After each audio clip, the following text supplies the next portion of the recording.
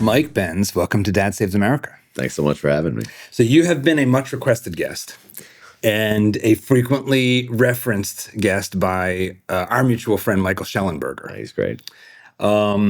There's so many places we can go, and I know that once I get you started,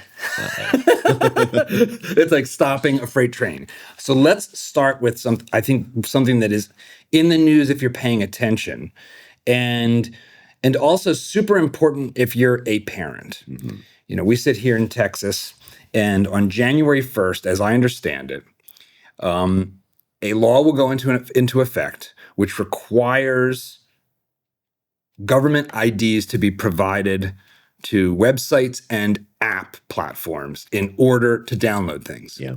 And the premise behind this, the sales pitch, and I think some of that's genuinely held, some of it's maybe not some of it's maybe a little more bootleggers and Baptists stuff going on, is we have pornography, we have a lot of problems on the internet, parental controls are often hard to use. We need to age gate the internet so that our kids aren't subject to the monstrous stuff that's out there. And there's definitely monstrous stuff out there. Right. And you can just find hardcore porn on Twitter relatively easily. Right. So we have to age gate this stuff to protect the children. And I say that in scare quotes, but I'm a parent. This is Dad Saves America. Yep. So that's about to take place. That will be required. So my first question to you is, what's wrong with that? What could possibly be the argument, Mike, about like making sure that people are of age before they access the wild, crazy, porn-filled creeper internet? You would be shocked how many monstrosities of state surveillance started off as marketed as protecting minors against sexual predations online. Even the very technology that's used to scan memes for for misinformation and the like. For example, if you wanted to, do you remember the 2020 election and that chart that showed the blue overtaking the red in the alleged kind of ballot dump? And this was something Trump supporters were using as an image to show that there was an irregularity. Well, that image was scanned on 15 different platforms on the internet using this technique called near duplicate hashing, which is a way of basically you database an image, and then every variation of it that's a near duplicate of it can be identified. You just crawl the internet for it. And then that can be used by the trust and safety team to just eliminate all variations of it. And that started off as a a CP protection measure where images of underage children, in a sexualized context, anything that resembled something in that database could be immediately taken out. And then within a few years, it's used to censor election information, to censor public health criticism. You see something, there's something very strange, for example, even around, if you're familiar with the actor Ashton Kutcher from that 70s show. Yeah. He has some controversies right now with his Thorn Foundation, which is basically developed this technology to scan every image in peer-to-peer messaging systems. Like WhatsApp or iMessage. Yeah. And then they're lobbying the EU.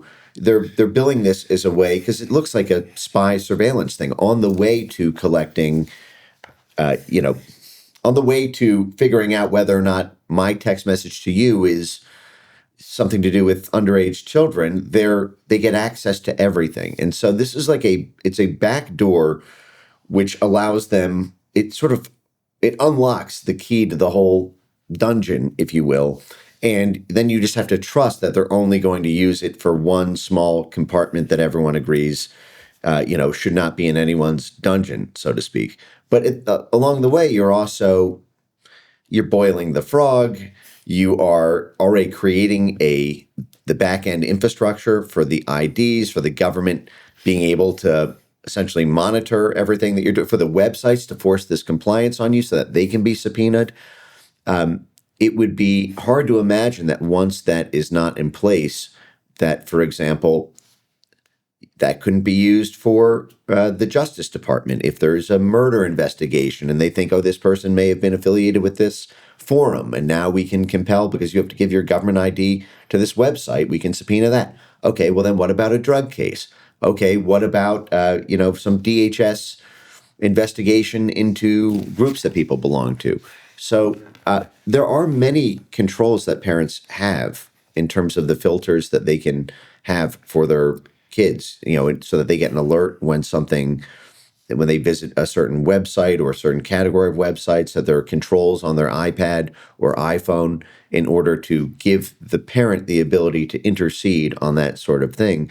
And so I don't think you need any sort of heavy-handed state measure to deal with it. And I get very concerned once that door is unlocked. It's almost like a gun rights thing. There's a very slippery slope, and I've just seen it happen in so many other cases, as we were talking about the very technology to censor speech at an image and video basis grew out of CP prevention itself. Okay, I'll keep this quick. Be sure to hit that like button, subscribe to the channel, and ring the bell so that you won't miss more Dad Saves America as our videos come out each week. And it also really helps us, because when we reach out to guests, they look at how many subscribers there are to decide if they want to come on and share their ideas. So please subscribe to the channel. It really helps us out. And thanks for watching. Now, back to the show. So I want to linger on this age verification idea, because it feeds right to digital ID, which is the other thing when we were getting dinner last night, we were talking about, is like on the move. So I have a new member of the family. You met him last night. And we're trying to manage this process of like, well, we don't want to break the internet for you to do homework and to get the benefits of the internet. And I'm a really tech-savvy guy. Like I upgrade operating systems, sometimes even in beta form. Like I know what I'm doing on a computer. I've known how to do it for years. I have found trying to actually create, it's like you can do on or off switches, like just turn off Safari to block all the social media apps, etc. The middle ground between on or off, technologically, is pretty hard. Yeah. It doesn't work great. It kind of is broken. Like, oh, okay, I want you to be on YouTube, but is there a way to make YouTube maybe not have as many of the horrible things that you can find if you're looking for it because you're a teenager? Right. And that gets hard. So I think again, to come back to this motivating force, and I'll say generically the force that the moms of America are especially worried about, but dads too.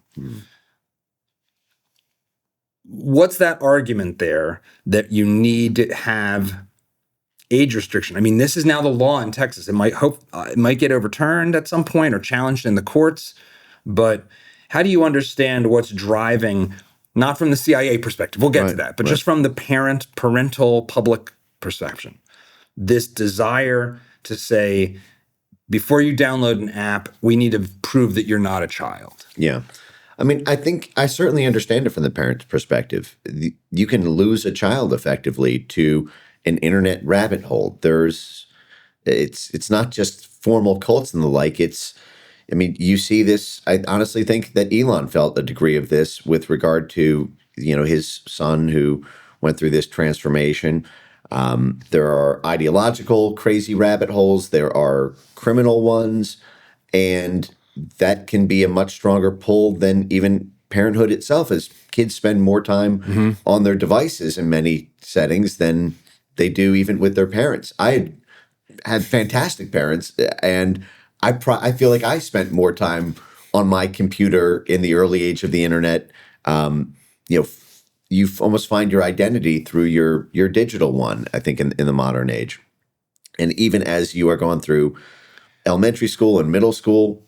So I understand that parents want to make sure that there's something, even if they fail in terms of filters or monitoring, that there's kind of a state backup plan that even if they miss something, there will be some government safety net to block their kids from doing that.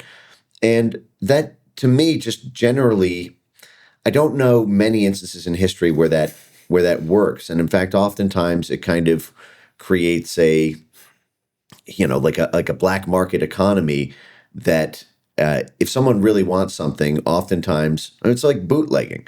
Yeah. From 1920 to 1933, we had prohibition in this country. And then what you end up getting is, in the modern case, you ban a certain type of drug and that becomes a cheap fentanyl-laced type thing, and it becomes even less detectable. People need to go to less regulated means to do it. There are massive illegal, there's fines and penalties for, CP related things online.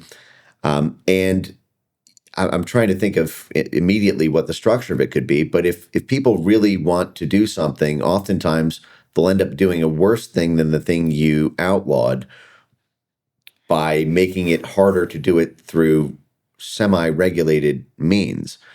And I mean, this is, I mentioned in passing bootleggers and Baptists, but this is a framework for thinking about this that I encountered from an economist whose name is escaping me now. But basically the idea being that you have the Baptists who were the people, it was like the Mothers Against Drunk Driving or the Mothers Against the Internet right now, saying we need to protect our kids, we need to protect the youth, we need to protect the family, we need to protect our husbands from becoming drunkards in the streets in the case of like this moment of prohibition. There's a moral case to ban alcohol. They're the Baptists. They're the in this case like Bible thumping, but doesn't need to be Bible thumping. And then behind them are the bootleggers. You could say that like the Joseph Kennedys, but the bootleggers who are like, oh, excellent! I can see my profit margins going through the roof because now I can have a speakeasy and charge black market prices. Yes. You're constricting supply and restricting my competitors. Right. Isn't this great for me? And in fact, you know what? Maybe I'll kick a couple dollars into your cause to help you advance this bill. Yes. You see similar things with the blue laws in shopping districts, like all of the stores there's a handful of states that still have these things that got behind the idea that there shouldn't be any shopping allowed on Sunday. Yeah. Well, that means that if it's a law, then you have no formal competitors on Sunday, which means now you can like reduce your costs, sell the same amount of goods in a week, and knock 1/7 of your operating costs per day out of your bottom line. That's kind of awesome. And you probably have online retailers like Amazon who would it's not like Amazon.com doesn't work on Sundays. So that blue laws I think have gone the way of the dodo in that sense. But so that's one argument against some of these kinds of restrictions. It just creates a black market. What are the other arguments against having to prove that you are an adult to access apps in the internet? Well, it kind of gets back to this key to the dungeon kind of thing. Like, if you're dating someone and you're trying to prove to that person that you are faithful, so here's my phone to look through my messages. Well, now that person has my phone, they can go and what if they wanted to find out something else about me? They wanted to know what my relationship was like with my father. Well, they've got access to my whole iPhone roll. They've got access, to the websites I've searched for on my, web browsers and the like. And when you give the government the power to do one thing within a general domain, you are giving them kind of soft access to the many other domains beyond that, and then relying on them to, it's like trust me that I am not going to go there, even though I have access to do it. And that never works as intended. There's always there's always a reason you can come up with to justify going farther than what the thin letter of the law is imposing. And these were the examples I was using about, well, how about in a criminal investigation, a congressional subpoena? You could imagine there being just natural commercial pressures that even flow from this, or people getting access to that data that's kept by whoever is storing it. You could have contractors siphoning it off. You could have you can go out to the black market data vendors. You could have spy agencies. You could have contractors to spy agencies. And then suddenly it's like you're providing this to the government, and the government is relying on third-party contractors in order to make sense of it. And then very quickly, those third-party contractors have access to everything beyond what the government says it's using it for.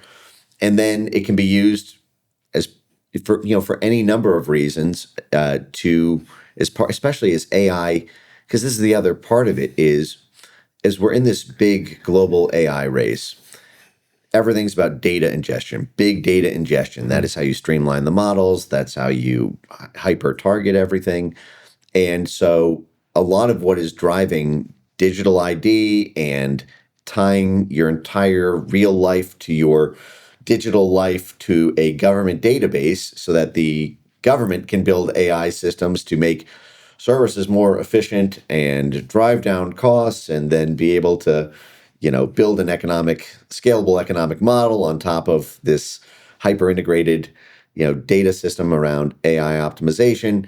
You're feeding into that, and it can be used for any number of reasons, some benign, but some very malign, including this kind of, building a digital prison that you can't escape. And folks would argue, well, if you want to escape, it's probably because you're doing something criminal. But that's not the role of the state in America. Is fashioned differently than it is in other countries. The government is supposed to serve us, and it's this kind of blanket protection layer to protect us from all the ills of the internet.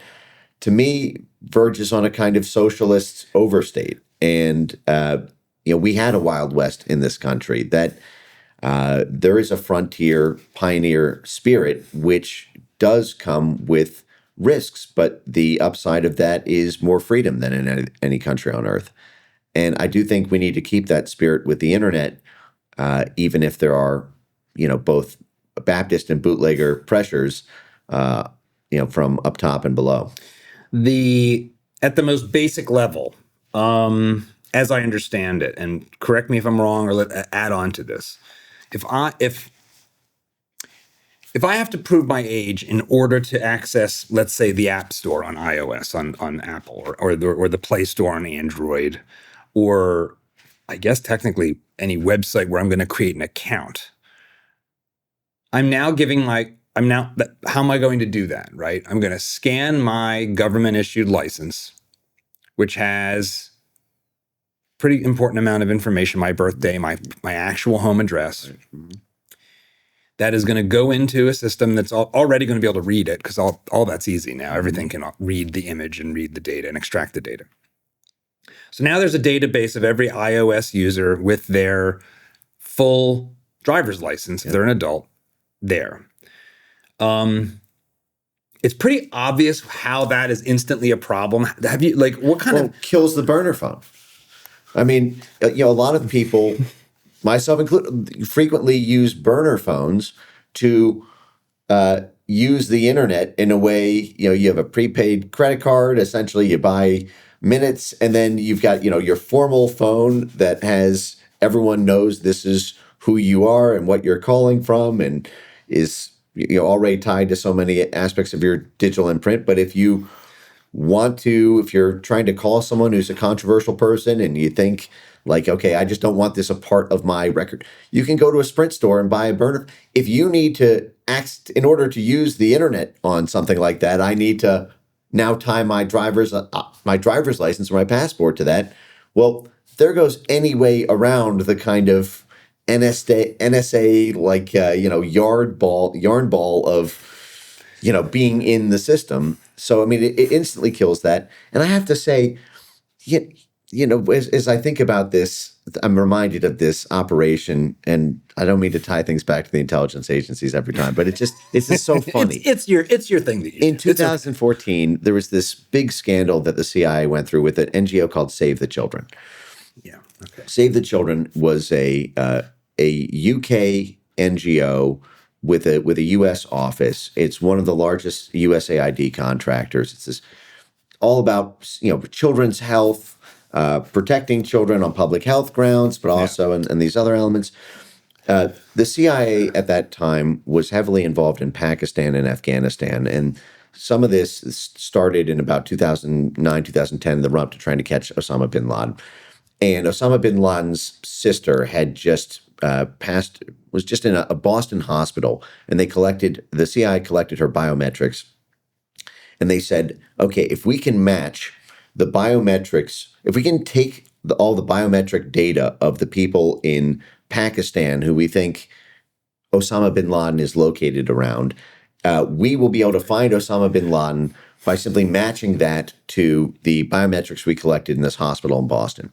So the CIA reaches out to USAID to use USAID's public health programs through USAID's contractor, Save the Children, to run a fake vaccine program, a hepatitis B vaccine program, to go door to door throughout Pakistan and southern Afghanistan to literally administer vaccines for the purpose of collecting their biometric data in order to see whether or not they matched a database around Osama bin Laden. And they got busted doing this. So again, they used Save the Children as a way to administer basically a fake vaccine program to secretly collect data to decide whether or not to drone strike you or use SEAL Team 6 against you. And so I just, we're talking about this, I can't help but think, who would have, if you hadn't known about this, if they hadn't been busted by Pakistani counterintelligence, and you didn't have firsthand on the record testimony widely reported by BBC, Guardian, AP, the CIA had to come out 18 months later and say, okay, we won't use fake vaccine programs or vaccine clinics to do surveillance work anymore. Of course, there's no restriction on USAID for that, but separate story. But if that hadn't happened, who could have argued against Save the Children delivering hepatitis B vaccines? You don't know what they're doing with the data. And when you have not just spy agencies, but all the different commercial stakeholders around that, this is used in advertising optimization and, brand micro-targeting. And this is reputational risk awareness for all sorts of political campaigns in order to be able to micro-target messaging to different demographics. This gets sliced and diced, and once you give it up, there's no takebacks. So once you are in the system and you've got your government ID tied to it, there's no way off the grid, even if you choose to be. And these are forces that you can't really vote in and out quickly. So, or even change when there's votes. Right. It seems like, right? That's true. So now one could hear, I'm going to play devil's advocate through this conversation, partly because I think that's good, and partly because in some instances I just want to, it's very easy as we talk about the intelligence community together, and I want to go deeper down the rabbit hole as we go, but to encounter things that for a normal person sound like, well, don't I want that? Like, okay, so that CIA Save the Children thing, that sounds kind of, why isn't that good? Like, why don't we want the CIA to catch Osama bin Laden and use a clever way to find him? I mean, let's assume that Osama bin Laden is who he says he is, and that he did do what we believe he did, and leave the 9/11 wasn't bin Laden stuff off the table. Let's assume he's a bad guy. It would be good to catch him. Why isn't that good? Why isn't that good stuff? Why shouldn't we be happy that we've got these smarty pants in the CIA doing this kind of thing? So there's two things going on here. One is they only disclosed that this is part of the effort to capture Osama bin Laden after they already got busted doing it. After there was already confessions from the operatives at the CIA and USAID and Save the Children side that they did this. That was when the CIA came out and said, oh, we only did to catch Osama bin Laden. What was happening in the background is David Petraeus, the CIA director and military head. This is Mr. Counterinsurgency in Iraq. Exactly. he had in place what he called the identity dominance model. This idea that to stop the counterinsurgency, we needed identity dominance in Iraq, Afghanistan, Syria, Pakistan, and the goal was collecting 85% of the biometrics of the entire population. So In Pakistan. In Pakistan, in parts of Afghanistan, in Syria and Iraq. And So we want to build a database of virtually everyone in a way that ties directly to them with markers like fingerprints. Right, with non-falsifiable markers, exactly. Yeah. Fingerprints, irises. This is why you saw during that period you would have, Marines going around opening people's eyeballs and taking, close-up, pictures of them, and also collecting their medical information. So if they were wounded in a firefight or something, you would be able to identify, okay, these are the terrorists. So we know who to kill and who not to kill to avoid a humanitarian disaster. And so this was the stated goal of collecting this on a wide and mass scale. It's very easy to kind of give a limited hangout and say, oh, actually, we were using vaccine clinics just because we were catching Osama bin Laden. Okay, well, you have Boko Haram in Africa. Were you using vaccine clinics in Africa to try to catch, terrorist warlords there? You've got Colombian drug cartels. You've got Venezuelan drug cartels, Brazilian drug cartels. There's billions of dollars of vaccine programs that go on in those countries. Are you using them there? How about, Eastern Europe, Central Asia? Is this really the only place on planet Earth that you've ever done this when you could so casually organize, this in this case? Also, because by its very nature, these are spy agencies whose job is to lie. They will fail their job if they are honest. Literally, it's illegal for them to try to, if they were to give an honest interview without clearance, they would go to jail for disclosing national security secrets. While the CIA held up, oh, we did this to catch Osama bin Laden, there were no declassifications. There were no internal CIA files. We can't fact check them on their word if this was just for Osama bin Laden or if this was actually part of the larger David Petraeus identity dominance scheme. When there is no accountability at the factual layer, because this is a spy agency and it's a national security secrets, and what if it was for the larger David Petraeus identity dominance plan? Think of the damage, what they would argue to the ODNI director or to President Trump. Let's just say today, we led a campaign to declassify all CIA use of vaccine clinics and all these save the children type operations. What you are going to get in response to that is we can't disclose that because it would undermine American interests and American national security to show how vast that is potentially, because imagine the international pushback, then every public health program that USAID or the National Endowment for Democracy or Save the Children does is going to be seen in light of these mass disclosures. And so this is going to undermine all of our public health efforts all over the world if everyone thinks every vaccine clinic is a secret CIA collection program. And so because you can't get the declassification, you can't accept that this was just for Osama bin Laden. I don't believe that when the counterinsurgency goal is 85% and they throw out Osama bin Laden and there's no declassifications, this is the classic limited hangout response when you get busted. You give a reason that concedes a little bit, but ultimately disguises the extent and structure of the corruption itself. What is a limited hangout for those of us that haven't heard that term before? Well, this is this idea that when you have an operation that goes south, it's OPSEC, it's operational security gets busted, there's a moment where the whole thing is on the verge of being disclosed, and everybody would know, essentially the nature of the hangout, who all is in on it, what they all were doing. And so this is a strategy to prevent total disclosure of the operation, to admit to some spicy, dangly, shiny object thing that you do concede, but then you limit everything else because everyone is satisfied with the limited amount of information they got because there's something really juicy in it. There's a great example, for example, with the Asia Foundation, which was the CIA proprietary, still around today. This actually came out in the JFK files that Tulsi Gabbard declassified in March.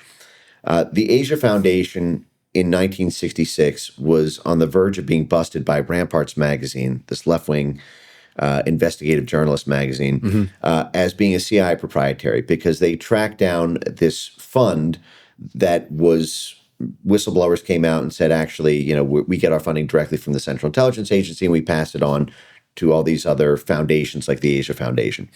And so the Central Intelligence Agency receives word that the Asia Foundation is about to be busted.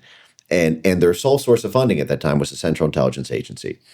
They write a letter to the State Department and the National Security Council saying, oh my God, the Asia Foundation is about to be busted. There might be massive damage to our, cultural and political imprint in Southeast Asia because the Asia Foundation is a very effective umbrella vehicle for all our different civil society and political influence organizations there.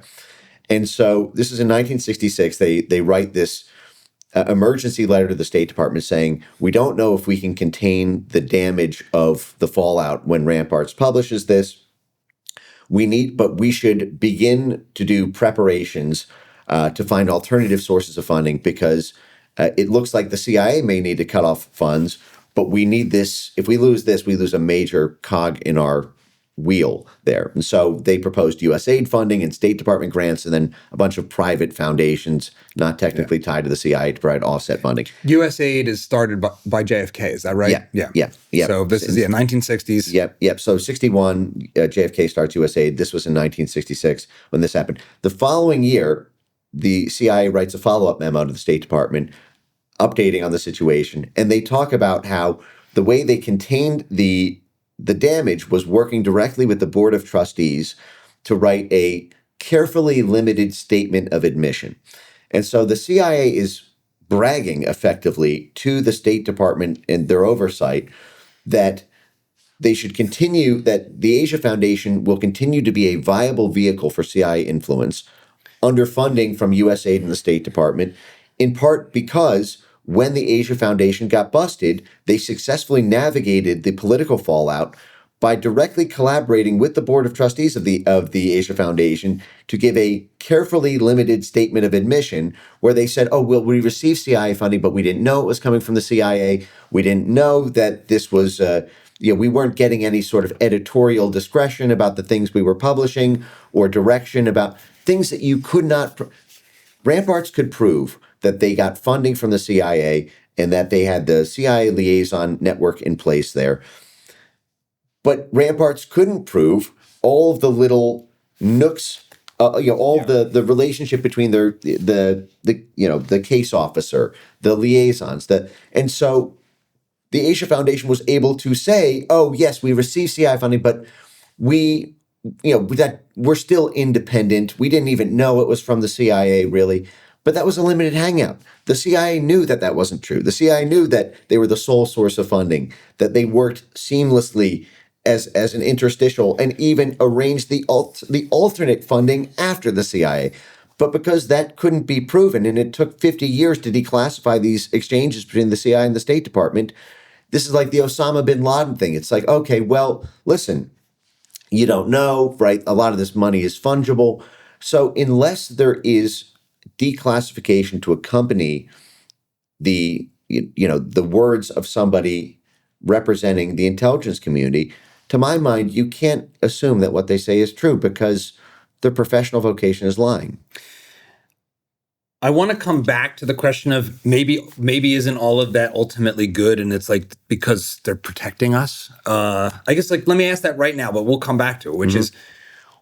This is still all the CIA out there in this dark, scary world. In the 60s, you're talking about just trying to combat the Soviet Union. In a modern context, you've got all these bad guys. The things you listed included like drug cartels in South America,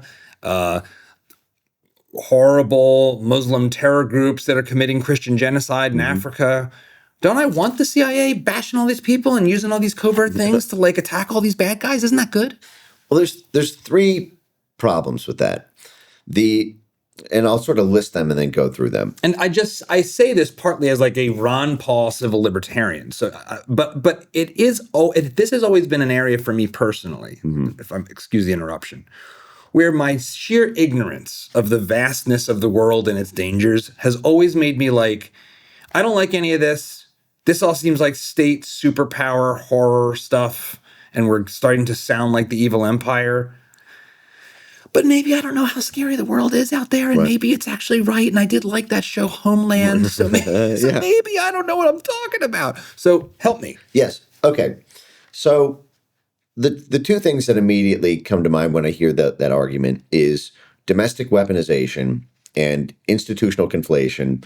And then the third that I'll hit on is, when all you have is a hammer, everything looks like a nail. And so when you're using this to go after, Islamo-fascist terrorist groups in Afghanistan, and you see these same structures being used to depose someone like Viktor Orban in Hungary, who is, however you want to conceive of Hungary's internal political system, hard to argue it's really a valid national security threat, that can justify CIA interference in their internal politics. But you can always make that argument. But so the first is domestic weaponization. We had, when all this got set up in 1947, 1948, the founding fathers of the intelligence state were acutely aware of the Frankenstein that they were making, and there were protections put in place. So, for example, the Smith-Mundt Act was created in 1947, passed by Congress in tandem with the creation of the Central Intelligence Agency. What did that act do? So the Smith-Mundt Act created a domestic firewall against foreign media influence meddling. So, for example, when World War II ended, everything moved from hard power to soft power, meaning hard power is influence through military occupation and tanks and fighter jets. Dropping bombs. Right, exactly. And soft power is basically political influence. And this happened because when propaganda, political, Radio Free Europe. Yes, all of that. And part of this was due to international law. In 1948, the UN Declaration on Human Rights forbade any military territory accession by military force. So you couldn't just invade a country, plant the flag, say, you now belong to us, and have it be recognized by international law. There had to be a patina of a democratic referendum in order for that to be recognized. That's why, for example, when Crimea joined the Russian Federation, it was technically done through a democratic vote in Ukraine in 2014 over this. And so when that happened, our model for doing empire building had to switch to political and media and civil society influence, as opposed to what we did with the Philippines, for example, in the early 1900s after the Spanish-American War, just sending over the Navy, taking over the coastline, marching up to the Capitol, and planting a red, white, and blue flag. I remember seeing Balaji Srinivasan put up a picture of this. It's this image of Uncle Sam stepping across the Pacific with his foot landing in the Philippines, carrying goods. And basically, I think it was something like, this is the stepping stone to Asia, to the Asian market. Like that's why the Philippines, I mean, I don't know the full context, but it was this very striking, that old-timey illustrated, like, kind of propaganda, domestic propaganda. Here's why we're going to the Philippines, because this is going to open the Asian market to American goods and services. And Uncle Sam's got like rail cars and the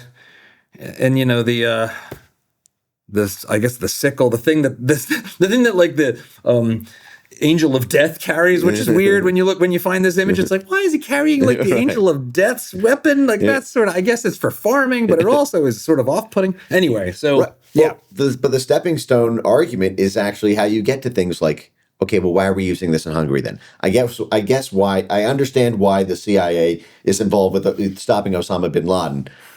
okay, but why is Samantha Power and USAID and the Biden CIA State Department USAID blob involved in Hungary? Well, because it's a stepping stone to Central and Eastern Europe.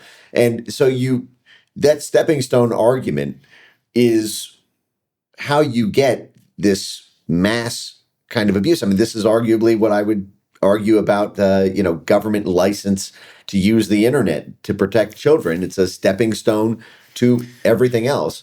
But what you have in this is when this got constructed in 1948, you had these firewalls in place.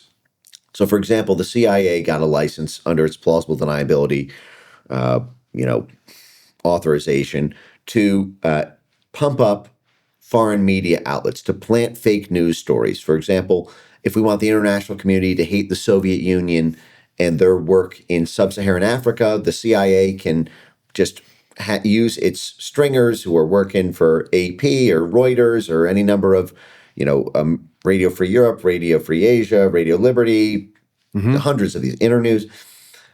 They can run a fake news story and say Russians kill and rape 12 women in Nigeria and have that printed in the international media in order to gin up, a predicate for U.S. boots on the ground to stop, the dirty Russians and yada yada. But there was a hard ban put in place under Smith-Mundt on any foreign propaganda being basically published at home. And this was a way to say, listen, we've licensed our spies to lie and to print lies in the media. But we do that to protect American interests abroad, American markets, American national security. And fight the commies. So we've licensed them to lie to them, but not to us. The Smith-Mundt Act protects us from them lying to us. And then So what happens if that's violated under that act? Well, like if it turns out that a domestic operation is uncovered that involves intelligence agents lying to the public for the purposes of who even knows? But they're doing it. What happens? Right. What would happen under Smith-Mundt? Well, currently nothing, because it was repealed in 2012 under Barack Obama.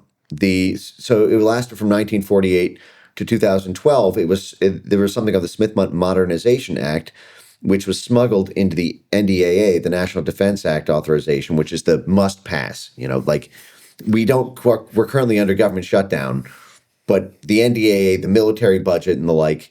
So a lot of times if people will try to smuggle things into an NDA because it's never voted against. And this was one of the things that was smuggled in under the Obama administration. So that firewall that protected Americans from the CIA or the State Department or USAID-funded media lying to them, it lasted from 1948 to 2012. So we've now been over a decade with no protections from our own spy agencies lying to us. Why did they do that? I mean, I remember I was looking this up and I didn't go deep into it, but I saw blog posts at the time, because 2012 is still kind of like the blogosphere as opposed to the social media is out there, but it's not as all-encompassing. We still had the open internet with things like blogs. Right.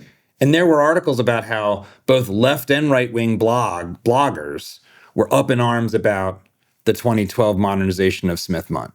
So why did they do it? Well, this was the Arab Spring era, too. This was right when the blog era was actually kind of coming to it was coming to its kind of crest at that point, because when the CIA and USAID and the State Department began using social media as the main vehicle for the Arab Spring, 2009 to 2011, 2012, what you're doing is you're effectively violating the Smith-Mundt Act, because while you might not have American news institutions printing this, no one can stop. If you see it on Twitter, if you see it on Facebook, you can't stop that spread. So basically, I'm an American. There's a bunch of CIA Facebook pages and stuff. I'm going to see them. It's impossible to stop me from seeing them because someone's going to repost it or retweet it or whatever. Right. Exactly. Okay. And so it's very hard to square something like a Smith-Mundt protection with individual freedom to everyone's their own publisher. You see it from someone, some food vendor in Tunisia, some talking point, some news story. you click the retweet button. It's not like you can really intercede with some congressional injunction that, actually turns out that this account got it from this case officer.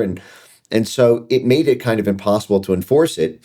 And they wanted to scale this model for influence in every country. They quickly tried to do the Cuban Spring after the Arab Spring.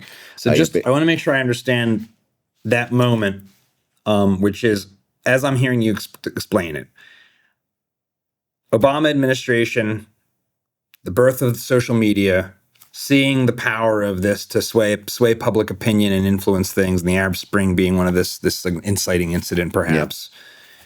Wow, this is super powerful. But if we make use of this, we're immediately going to end up violating the law because technically Americans are going to see all this stuff. Right. So get rid of the law. And you can imagine the same thing happening with, let's just say, these digital ID laws that are limited in scope, narrowly tailored in order to make sure that there's no abuse of that data, but it's only done for the protection of child safety. You can imagine how quickly that can go to saying, okay, well, now we've got this architecture, this legal, regulatory, and kind of database management structure in place. But there's something that we also agree we need to be able to use this for, and it would solve all these problems if we could just remove one protection layer a little bit at a time. And it's hard to argue against any particular step, any link in the chain. And then there's, a Child Safety Modernization Act 18 months later, and that allows third-party contractors to, use this data, because otherwise it's inefficient. The government's not good at, running these databases. And if we want to really enforce this, we need to make sure that all these third-party contractors, the private market does it better. This is totally consistent with our libertarian values to have, private sector Oracle-style companies or Palantir-style companies doing this. It's not exactly libertarian to be like, we're going to force you to do this thing and then we're going to turn it over to our cronies. But they're going to argue that you're going to see these because you're going to try to speak the language of the jurisdiction, of the voters of the jurisdiction that they're trying to get this passed in. And, this was when Smith-Mundt, what are you going to do? It was in the NDAA. That's a must-pass every year. All you can do is kind of argue loudly against it. Thomas Massie now has a bill to reinstate the Smith-Mundt protections. Oh, that's great. And it's great, but you already know what he's going to run into. He's going to run into strange forces that are much bigger than they seem at first. You're not just going up against opponents to the civil libertarian mini lobby. You're going to be up against the national security state. You're going to be up against the Pentagon, the intelligence services, the foreign development, the State Department, all of their stakeholders, and that story just repeats itself time and again in this. So, I just so that's kind of the the foreign side of it. The domestic weaponization side of this is we've had this big pit bull with a big spike collar and a bad case of rabies, but it's a big bad dog who keeps us safe from the outside. It's hyper aggressive. When you bring that dog in the house and have it at the dinner table next to you, this thing is trained to maul and protect your family from the outside threats. When you bring that dog in the house, that thing can maul our own family. And this is what we saw. How did they get Trump? They got Trump on Russiagate. This is how this whole thing started. It started with the CIA and John Brennan and James Clapper authorizing CIA infiltration of the Trump campaign, and George Papadopoulos and all those guys, Carter Page and all those guys. The FBI counterintelligence, that's the FBI side that works with the CIA. It's counterintelligence because it's countering a foreign country's intelligence agency. Peter Strzok, the guy who told Lisa Page, Trump's not going to win, right? Yes, we have an insurance plan. We're working on an insurance plan. That was the guy in charge of, that's FBI counterintelligence. That's the direct side working with the CIA and NSA. So this is domestic law enforcement whose job it is domestically to be like, hey, there's bad guys, foreign bad guys, we have to go after them. Right. And for example, even in a show like Homeland, the CIA is not allowed. They're foreign facing. CIA, state, Pentagon, they are all foreign facing. But there's an exception to that. A kind of get out of National Security Act restrictions free card, which is if you put the word counter in front of it. How is the CIA even able to track someone like Carter Page or set up informants within the Trump campaign? Well, it's because if they suspect a foreign intelligence agency of using wittingly or unwittingly an American citizen, then the CIA can spy on that American citizen to stop that foreign spy agency. And so, but just like that, even if you have no predicate, and this is what, as we speak, this very week, Jim Jordan, the head of the Weaponization Committee and House Judiciary Committee, just referred John Brennan, the CIA director, for criminal prosecution for lying to Congress about what the predicate they used to start Russiagate was. The P dossier, the Steele dossier, when John Brennan testified that that was not used as part of the predicate. Of course it was, and it took 9 years to get that declassified. It took President Trump getting, shot in the ear and 91 felony charges against him and his whole presidency, then Biden's whole presidency, and then 6 months into the Trump admin to find the classified annex with information from 2016 showing that John Brennan actually did use the Steele dossier as the basis for initiating the Russiagate investigation. But this gets back to it is John Brennan gave a limited hangout. He said, yes, we initiated the Russiagate investigation because, we had high confidence in our sources and in this classified evidence, which you're not allowed to see. But we have a consensus among 17 intelligence agencies to give a predicate to investigating the Trump campaign and all of its different links for Russian ties and infiltration and financial ties and the like. And everyone says, well, the only evidence that we've seen appears to be this Steele dossier that BuzzFeed published, and this thing's junk. And was paid for by the Clinton campaign? Paid for by the Clinton campaign. Yeah. And then it's easy to forget how many crazy things have happened. Farmed out through British spies who themselves told the FBI, we didn't find out until 9 years later, they told the FBI that they did put together this dossier for two reasons. One, they were paid for by Hillary Clinton and the DNC through Fusion GPS. But the second was because they saw Donald Trump as a threat to the U.S.-UK special relationship. So you've got a dirty dossier written by spies from a foreign country in order to protect that foreign country's interests. But we don't get to know any of it because at the time there was no declassification. So John Brennan could get up there and lie to Congress, give a limited hangout. Oh, yes, we did launch this investigation. The CIA did spy on the Trump campaign, but we did it for a really good reason. Mm-hmm. We knew, and we know to this day, that there are strong links. We can corroborate this evidentiary record. Paul Manafort. Paul, what about Paul Manafort? Exactly. And so... Wasn't he corrupt?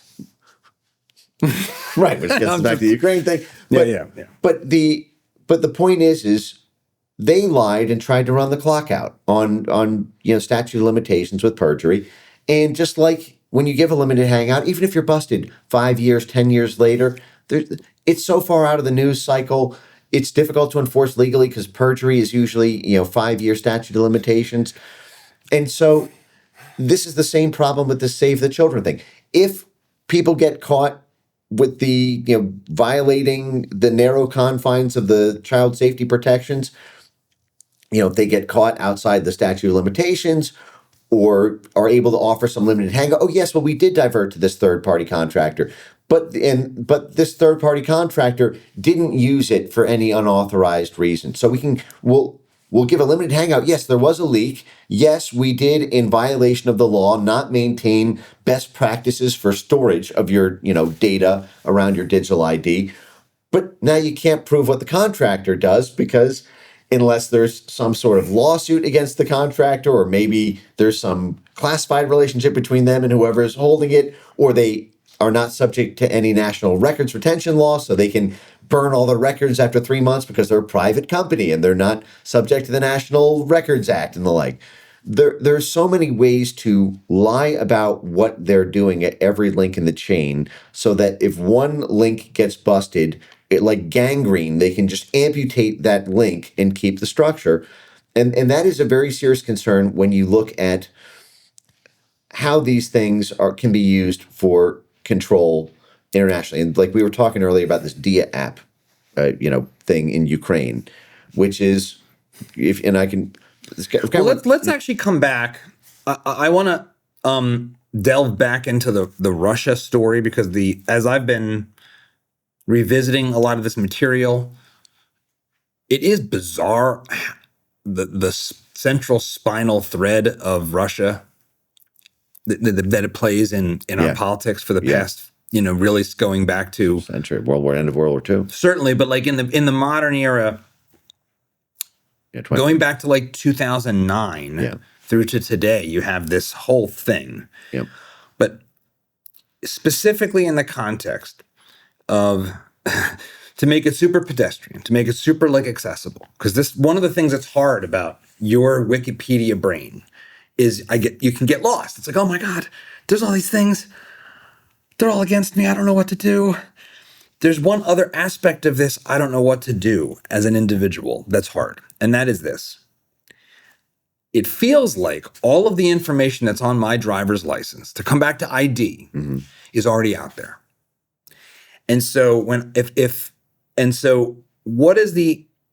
I'm a mom or a dad or an especially neurotic dad who's like, I'm glad that the state of Texas is going to protect my kids by requiring that every Texan submit their driver's license or government identity information to Apple and Google and Amazon and everybody else. One other thing that it feels true is, why is that a big deal? Because it's clear that they already all have it, and it's all on the dark web, and like, I'm watching YouTube, and half of the videos I watch are sponsored by Incogni, where I can try to pay to have all this information that's already out there stripped down. Right. We don't have sponsors, but if we did, hey, Incogni wouldn't be a bad one. Right. Remove all your so you don't get doxxed. It's kind of, in one sense, it's sort of obvious that I don't want to subject my family to the kind of bad guys that are out there who can find me more easily and basically unlock all my digital doors. Okay, and my physical door. Okay, you know where I am. Oh, you're whacked out. You see me post something that makes you angry, and now you can just easily find me. But isn't it already out there? I'm not saying that's a justification for the state mandating it, but these are some of the things that we're combating in our minds. It's like, why isn't this? It isn't. Help me understand that. Help me and my viewers understand why they should still be worried about the government mandating this, or mandating a digital ID. Where now to do things like in the UK, they're pushing through this idea that you won't be able to get a job unless you have I think Keir Starmer actually said this, like, you won't be able to get a job. Right. You won't be able to work. We can Canadian trucker you tomorrow at any time if you don't have this digital ID. And trust us, it won't get hacked like every single government As we're threatening you, we're promising we won't abuse it. Sure, healthcare.gov got hacked, and hey, remember Snowden? Did we forget Snowden? Yes. But isn't it? I guess let's start with, isn't it already all out there, and are we already stripped naked before the state, no matter what? Unless we go live in the woods. Well, is your search browser history tied to your driver's license right now? No, I mean, what you have is an IP address, and everything is tied to your IP address. And there are many ways that can be obscured in terms of whether or not it's really you or really legally belongs to you in a formal government way. You can use VPNs. You can buy different routers. You can have different routers with different VPNs. Yeah. Apple does private relay and other things that try to obscure your IP address just by default. Right. So everything that your whole digital imprint is tied to your IP address right now, rather than to your government ID. And this allows, obviously, good actors to have a degree of privacy and bad actors a degree of secrecy in terms of whether or not the government can formally finger them as the culprit. And this is like what we ran into, for example, coming back to Russia and Russiagate, when they started off by saying that, well, it's Russian bots and trolls that were interfering in the 2016 election. And how do you know that? How do you know that the Russians did this? Well, we found a bot farm that tracing the IP addresses to Russia. And this did not prove the case even in the slightest. They never proved the Russian bots and trolls. The only known Russian bots and trolls that we have formal confirmation existed were done by Democrat Party operatives creating fake Russian troll accounts through bot farms where they bought the VPNs. This was the new knowledge scandal. But what they did is the Justice Department brought a case against, I believe it was 12 different Russians. And then it's one of these no-show cases. This is in the heat of Russiagate. The Justice Department says, we found the Russian troll farm, the Russian bot farm, by tracing their IP addresses. And, there's no jurisdiction, no way of enforcing that. They thought it would be a default judgment and they'd be able to hold it up to the media that they've convicted them, but, they're in Russia. So, but two of the defendants actually responded and filed motions in court to challenge the Justice Department and seek discovery from the Justice Department about how they knew they were Russian bots.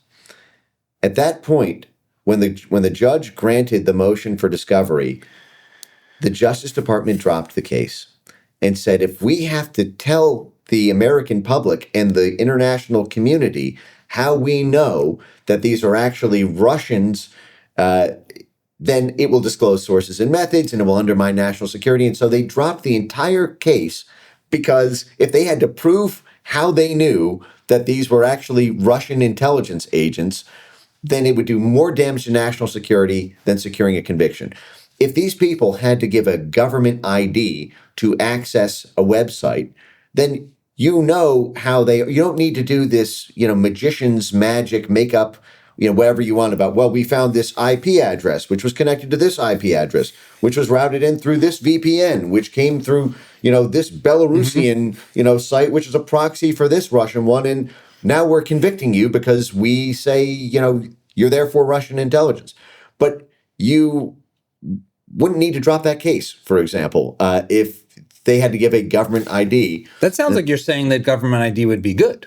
Well, what I'm saying is in this case, I think it was BS, the Russian bot story. I think the whole Russian bot story was complete BS. Well, there was also, from the Twitter files, that they were calling him a Baldwin brother. The Hamilton 68 dashboard. Yes. It had this list of 600 accounts, and then Twitter looks at them, and this is the trove of Russian accounts that influences all the mainstream news outlets. Yes. But Twitter internally is hey, so we looked at the accounts and it's all a bunch of conservative Americans just saying they don't like any of this stuff. So what are you doing? Right. There's I think Yoel Roth, the much maligned, I think to some extent unfairly, at least in part, trust and safety guy at Twitter is this is BS. This whole Russian thing's BS. Yes. State Department, all it's all BS. There's nothing here. There's no Russia thing here. Right. Right.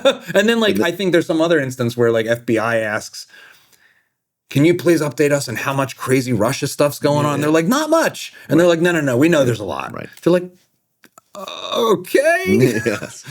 Right. But at the end of the day, they still folded under pressure over time to many of those requests because they're being squeezed by the government forces and by the brand and advertising commercial forces, which there's a lot of synergy between those. But in this case, I guess coming back to this, the digital ID kind of soup of this is you had this layer of protection of what your real identity is when you're using the internet, and it is sufficient effectively to you can't prove that. So when you said, is my data all out there? Well, Not necessarily. It's not. It's tied to an IP address, and there are layers of plausible deniability about that. You can have multiple IP addresses, so it only picks up part of it. You can, if you are interested in keeping yourselves segregated from state surveillance, there are again these different methods, like having multiple different VPNs or routers, whatnot. And the other part is, think about what happens legally right now. With there are many cases where we still have a First Amendment, and you can't be legally prosecuted for speech as long as it meets the Brandenburg test. Like, you're not inciting violence. And like inciting immediate violence, right? Imminent bodily harm. Because people even get this wrong, like the extent to which people don't understand that it's not like, for example, saying from the river to the sea. Right. That's not incitement. Right.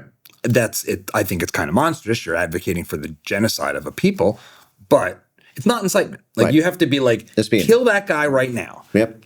Let's get him right now. Right. That's my understanding of like, that's not protected. Right.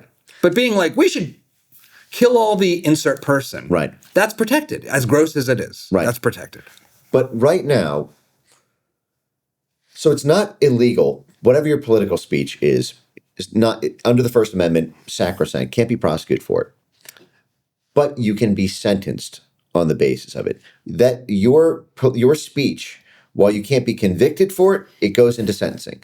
So, for example, so if you're convicted for something else, then this becomes useful for determining how long you're in prison or how big your fine is? It can be used to help prove state of mind in a case itself. Intent. And it can be used for sentencing about the severity of how long someone should be punished to create a deterrence effect. So if, for example, you're John Brennan and you're being prosecuted for, say, lying to Congress, and then we go back and look at your records and you have statements or public statements, for example, about, say, the Hunter Biden laptop that we can prove are false. Well, now we get to put you in Supermax forever.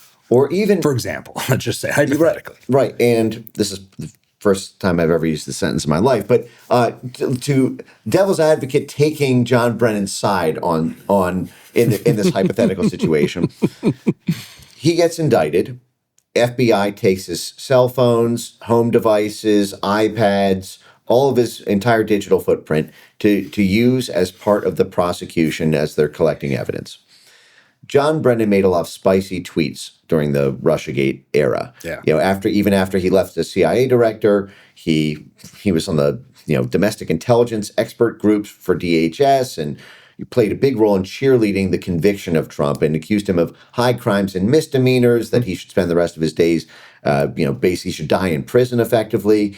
When the FBI seizes his phone, and John Brennan may use as a defense, okay, well, I did these actions, but in order to get a conviction, you need to prove that I did so willfully or I had malicious intent. Simple negligence may not be enough for some component of the conviction. And then then the Justice Department has to prove, oh no, we know you did have this malicious intent because X, Y, Z. One of the things you can use in the course of that conviction is whatever you have seized off of their phone. So, for example, let's just say that John Brennan was in some group chats or some pretty spicy areas of Twitter or 4chan or Reddit. And we're doing conjecture now, just to be clear. Conjecture. This is not stuff that is public. Like, we're just making this up for now. Okay. Just making this up. But let's just say John Brennan, for fairness sake. John Brennan at the time was downloading funny memes of Donald Trump, God forbid, but Donald Trump hanging from a tree. And just so he's like him, he's in a private group chat with Kathy Griffith. Yeah, right, exactly. Or Snoop Dogg. And so let's just say he's got 500 images of, funny cartoons illustrating in vivid detail Donald Trump's gruesome death. That can be used as part of to prove the intent that he wanted Donald Trump to die, that he had malicious intent. He wanted to see, this. He was not led by the facts of the case of the Russia investigation, but simply wanted to see Donald Trump dead. And so even though he's not convicted on the basis of the memes, the crime is proved. The state of mind is proved by using the memes. And then the conviction, the judge can say, that we even just said an example that an intelligence director who clearly has so much hate in their heart can never be used to do this. And that's all First Amendment speech. And his mistake at that point would have been downloading the image. This creates a chilling effect to everybody else who wants to download a funny meme. That might not be their intent at all. You might even want to be collecting it for cultural anthropological reasons. This is what some people are saying. I'm working on a documentary about this to try to tell this story, and so I'm downloading this. But now you need to tell that to a jury. And you're up against the prosecutors who are going to paint this in the most pernicious light in order to prove state of mind. And so, but now, if you have all of that tied to a centralized, government-issued digital ID, then you've now saved the prosecutors a fair amount of time and legwork in terms of compiling all this. You need to prove that it was you. For example, if you used a VPN or you had various, OPSEC things, you had a friend's device that you did something through or whatnot, then you can make the argument, okay, well, you don't even have that evidence to collect because this is not tied to my ID. You may have taken my devices, but you don't have the search history, which is, stored, through this VPN provider or the like.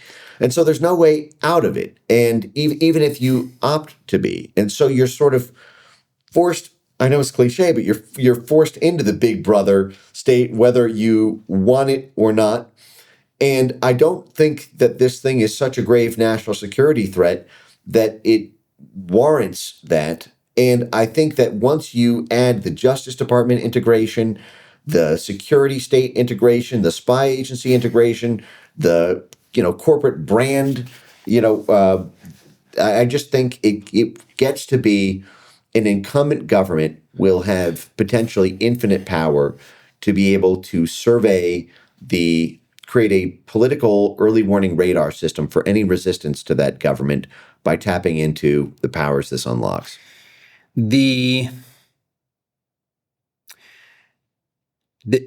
Michael Schellenberger posted this video, you probably have as well, of Larry Ellison at the Tony Blair Institute, I think, talking about, and I guess Mr. Ellison, on our best behavior. Mr. Ellison is apparently a big funder of the Blair Institute. Yeah, $250 million. He's now, if it's not already a done deal, he's in the process of having a controlling or a very large share of TikTok. Right.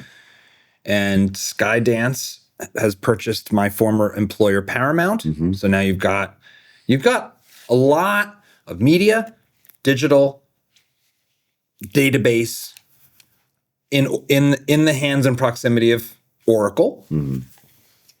And in that video, he basically says, look, we're going to have body cams on everything, on all the, not just the cops, but he sort of makes this broader point, like everyone, including citizens, will be on their best behavior because we're watching them all the time. They know they're being watched. Right. And this kind of thinking, if you want to take it, if you don't, there's two ways you can go when you hear that. Maybe there's three, but I think there's two. One is, this is a terrifying power grab to have total control for whatever reason in something that's kind of Stalin-esque. Mm-hmm. Because now show me the man, I'll show you the crime. Right. Or there's a utilitarian philosopher, Jeremy Bentham, who argued for, utilitarian philosophy's basic premise is very intuitive. The greatest good for the greatest many. Whatever is good is that which produces utility for the most number of people. Right. And so if in killing you, I can save 1,000 lives, I should kill you because I'm saving 1,000 lives. Maybe, I should be able to go back and it should be clear I should be able to go back in time if I could and kill Hitler because there's actually this really interesting show that James Franco was in 1963, where he somehow ends up going back in time to right before the Kennedy assassination. Yeah. And he's constantly trying to prevent the Kennedy assassination. Yeah. And I'll spoil the show because it's old. he actually eventually does. And when he comes back to the present, it's like all of America's been bombed, because it turned out that was like this thread that when you pulled it, it changed the course of the Cold War. Right. And he was like, oh no. Right. Oh, I thought this was going to be good. Right. So we have this Benthamite. The other thing that Jeremy Bentham did, as I remember, I think, is create this idea for the perfect prison called a panopticon, in which you sit in the middle like the all-seeing eye of Sauron, and you can see, because it's like this circular prison, and you from the middle can see every single person. And hey, you're the guard, you're the night watchman. Right.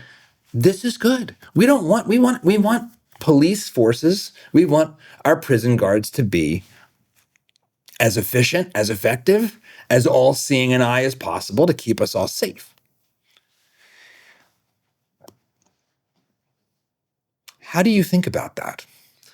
How do you think about the world we are in and heading into right now? And is there anything we can actually do to prevent it, or are we already there and it's just tidying up a couple databases?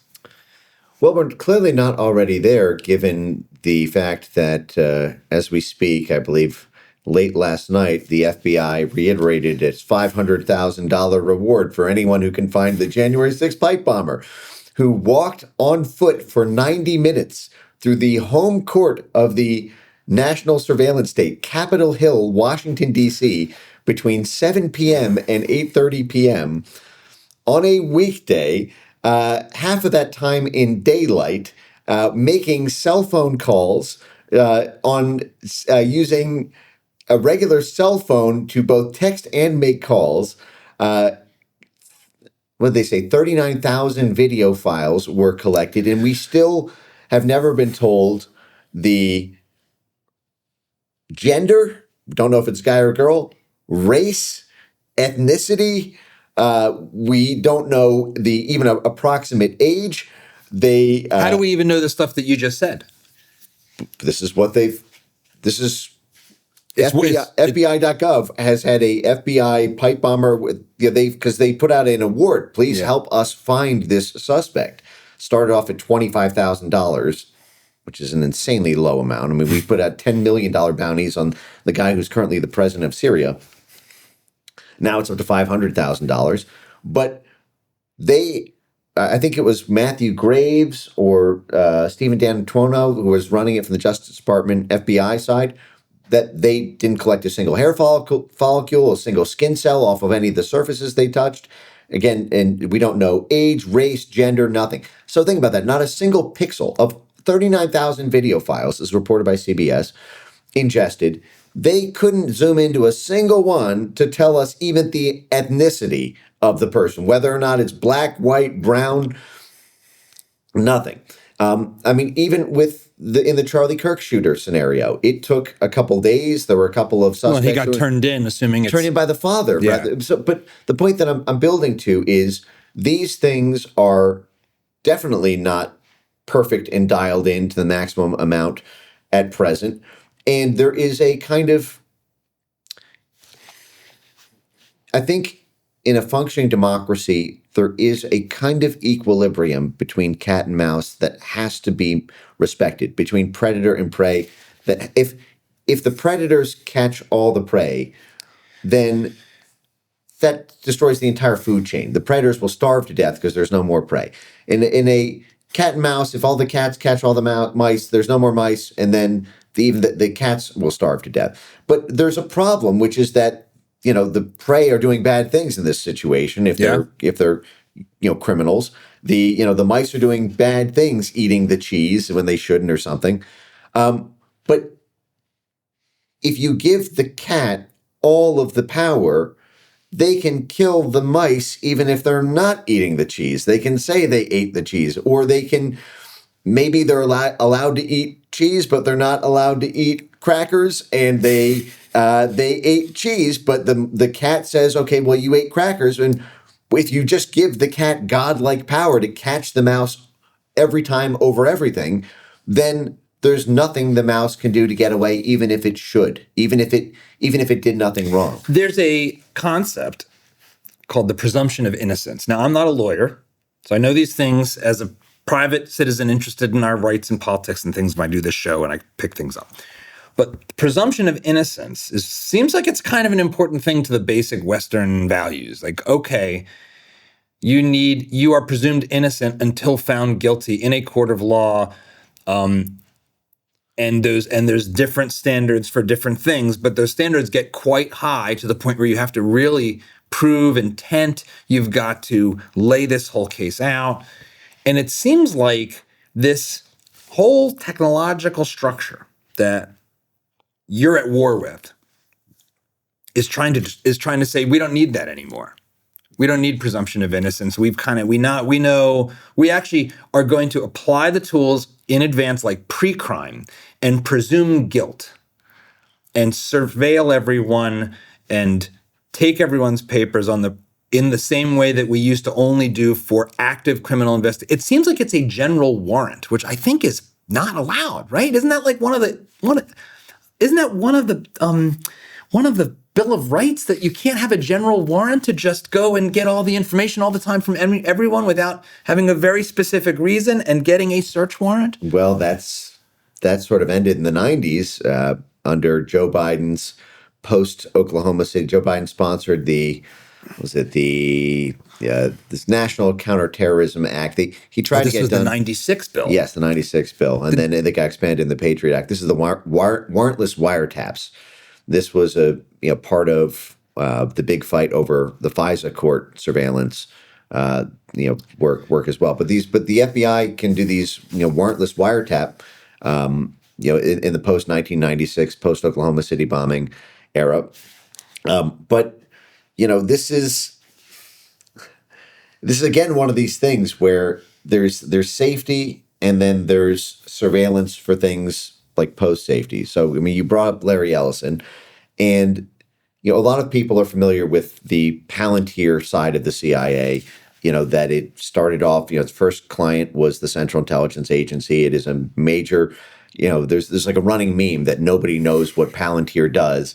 You can just go to YouTube.com and just type in what does Palantir do, and it'll be like all these special investigations. What do they actually do? How do you get to be a company of that size and no one can even articulate what you do? Well, there's another company like that, and that's Oracle. Most people can't describe what Oracle does, and I've always thought it was just like a database back office business company. Right, but how many people know that Oracle? What is Oracle named after? How does it get its name? It was named after Project Oracle, the CIA database storage, the CIA storage and retrieval program that the CIA contracted out to a company called Ampex that Larry Ellison was working at from 1973 to 1977. Ampex was the CIA contractor for the CIA's Project Oracle, which was a way for, in the new budding computer era, to be able to digitally store data for the CIA to retrieve for foreign operations. Then Larry Ellison creates Oracle in 1977 and gets explicit permission from the CIA to use the project name Oracle for the product that they developed as a CIA contractor. I didn't know this. Look this all up. You can put it on screen. Where is this? Where are the receipts on this? They're in the computer. There's like official oral histories. I think it's in the CIA reading room. You can find this.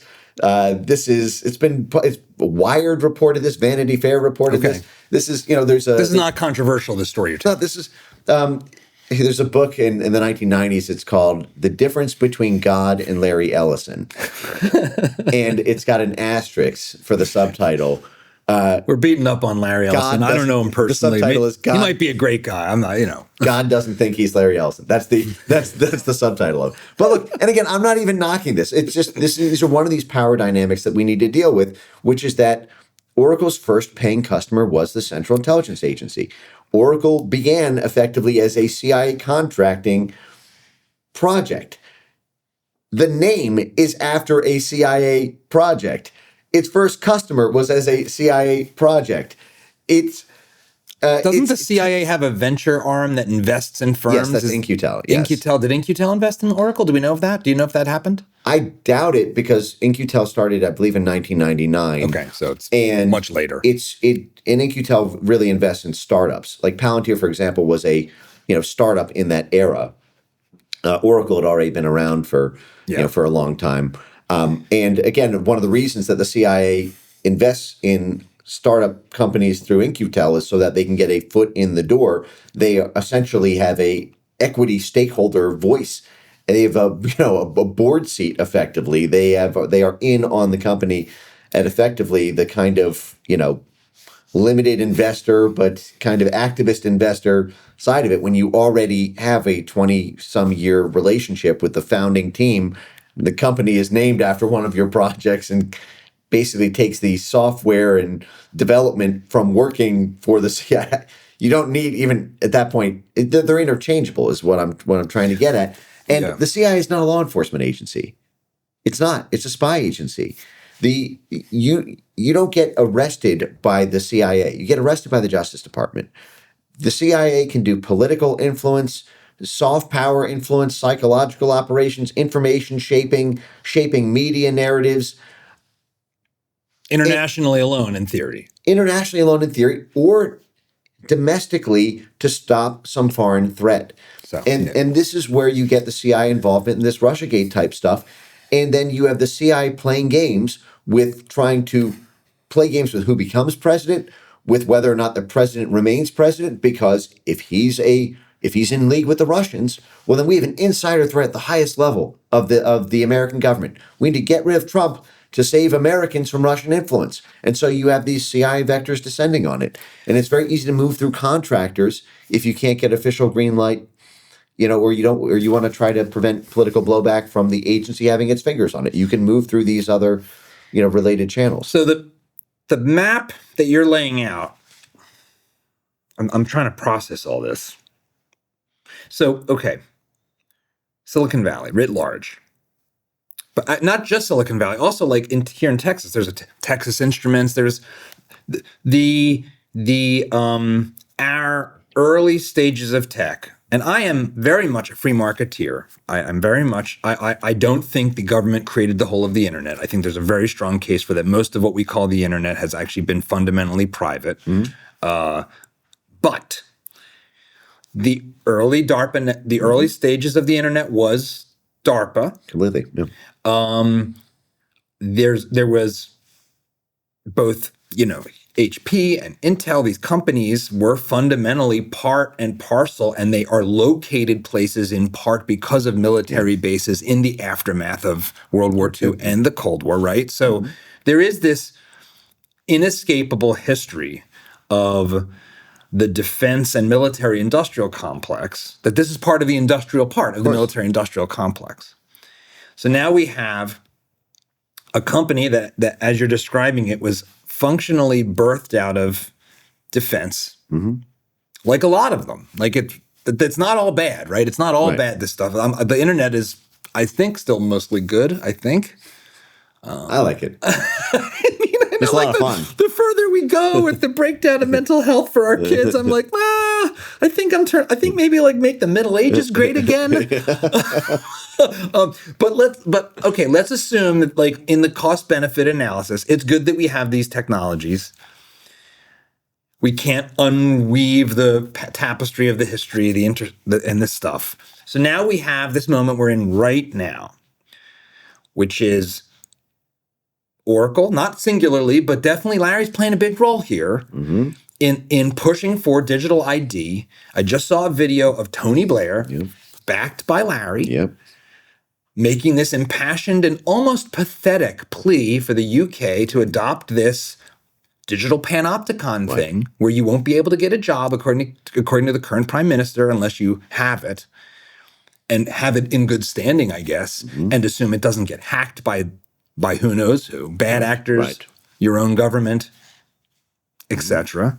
Your ex-girlfriend. I mean, all the things. I know you kind of offhandedly mentioned, hey, I need burner phones. That's a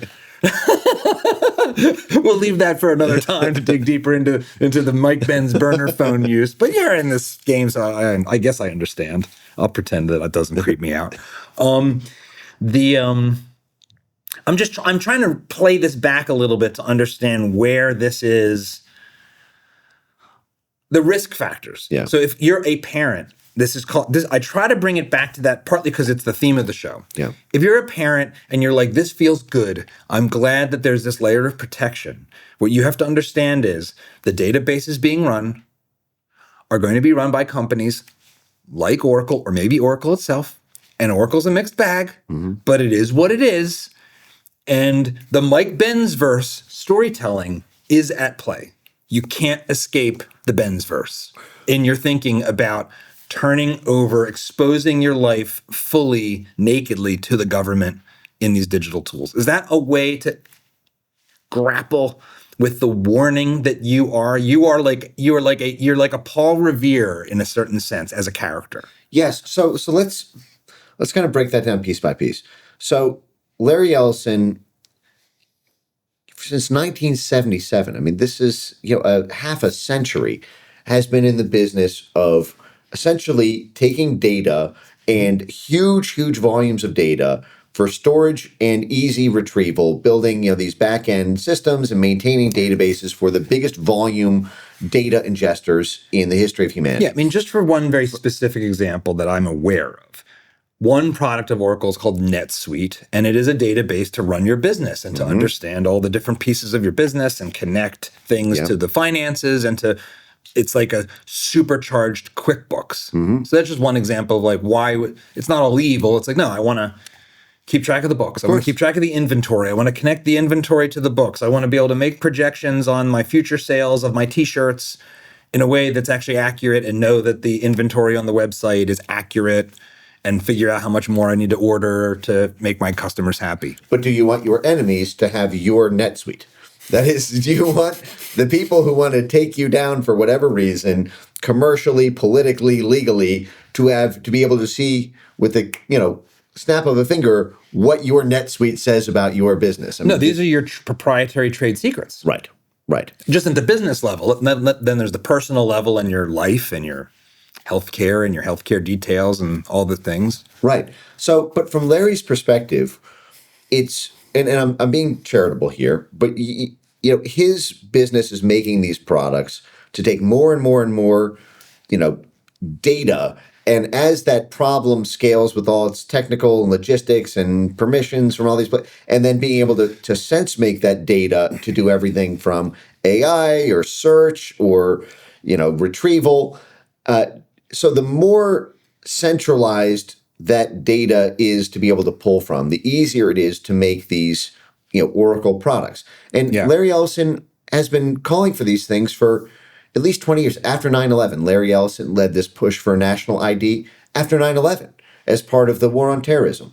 In 2022, as part of the vaccine rollout, Larry Ellison was a part of the vaccine card. He had Oracle join up with the vaccine passport work, both with the U.S. and with foreign countries, so that they would be able to maintain a global vaccine passport database.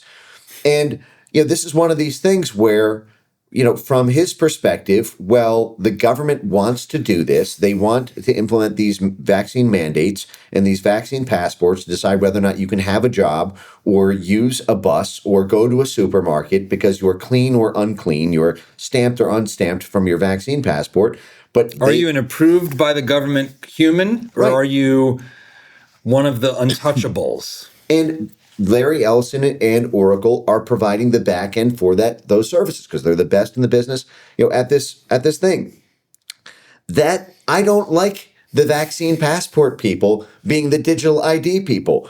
We now know aspects of, shall we say, vaccine adverse incidents that are a very different picture than the picture that was told to us when these vaccine mandates were being put in place.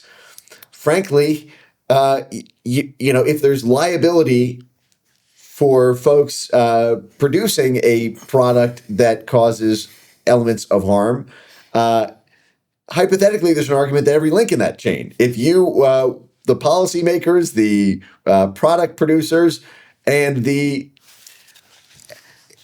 I don't like that at all. And if it's on vaccine mandates, it's going to, how easy is it for anyone who resists a carbon tax? Well, or anyone who, and so there's that aspect of it, which this digital ID thing is not some new push by Larry Ellison. It syncs up, and it's not singularly Larry Ellison. Basically, Barack Obama's been calling for this. Hillary Clinton. I mean, it's bipartisan. There is this like mindset, right? The easy way to say it is the World Economic Forum mindset, but that's one agglomeration of these people. But I bring up Larry for a couple reasons, and again, I'm not trying to, I am trying to single him out a little bit, but not in an altogether sense. It's because it presents a really difficult political coalition moment for trying to stop this. Because Larry Ellison is the second richest man in the world after Elon Musk. Briefly this year, he was the number one richest man in the world. So this is not some, stakeholder like any other stakeholder. This is a uniquely powerful and resourced individual to be leading this. You also have the fact that Larry Ellison was a fundraiser for Trump in 2020 and has been a big backer of the elements of the Trump movement for many years, and is he just got this TikTok deal, which was entirely a construction of the government, right? And so it is difficult. It is easier, I think, for forces within the Trump MAGA coalition to take on outside forces like a kind of Soros, Hillary Clinton, or World Economic Forum type stuff than it is. Hey, one of our biggest, most powerful backers who himself, if we were to piss him off, could really do a lot of damage to our own coalition from the inside. And so because the fire is coming from inside the house of the Republican coalition, Texas is a red state. Yeah. And yet this is coming, January will be implemented. And you're going to see that in red state after red state. Well, it's already been other red states. So I think the age verification, which to me is the clearest precursor to U.S. digital IDs, the requirement to verify your age to do things on the internet, necessitates this move towards, well, hey, when Apple's rolling out, the Apple Wallet version of your driver's license, and boop boop boop boop boop, it's 2030. We've all got digital ID requirements mandated. Hey, it's already in 26 states. Let's just make it federal law. Right. But this is back to your, Baptists and bootleggers. It's because the Baptists in this case, or I guess both the Baptists and the bootleggers in this case are conservative Republicans. And, and so you're seeing this. I would not be surprised if you see more opposition from blue states because they don't want Larry Ellison, a Republican fundraiser, to have their data, or Palantir, right. On this side. Until the minute they're in power. Right. And then it's like, look at all these great tools. Thanks, Donald Trump. I got all these tools. Right. I can smash all your friends with these tools. Or until the moment Reid Hoffman funds a Oracle competitor that can provide the services. But in the UK, which you mentioned with the Tony Blair Institute, pushing this there, and the UK now arrests 12,000 people per year for political speech online. And Germany's doing crazy stuff like this too. And right. But that's I think something like 50 to 100 times as many people are arrested in Russia for their speech. People are getting arrested in the UK for citing official crime statistics, or for getting a larger. You mean like pointing out who's doing a lot of the rape of children, for example? Yes, and just saying, people are getting more prison time for their speech about the perpetrators of violence than the perpetrators of violence are getting for their acts of violence. When you connect that to a digital ID system, where that speech, for example, is tied online to your digital ID, you can't use a VPN. You can't have a lurker account, an alt account, hosted on some clean device to be able to post from. You now have no way out of the panopticon, and this now allows you to tie your entire digital presence to your formal British citizen ID. And then, so I don't like the fact that you've got, the Larry Ellison, David Blair set pushing this there. Now, to Palantir's credit, Palantir came out and publicly said that they are not bidding on contracts related to digital ID because they see it as a fertile ground for humanitarian abuse. So I think Palantir deserves credit for differentiating itself from the Oracle set on that. But it's worth noting, the CEO of Palantir, Alex Karp, does not own a cell phone. Does not, he's opted out of the very system while Palantir gets access to every single cell phone and, big data ingestion of all your digital records. The C-suite of the company is completely off the grid, lives in an undisclosed, location deep in the woods with no cell phone running this. And so my concern is not, you're going to have this set insulated.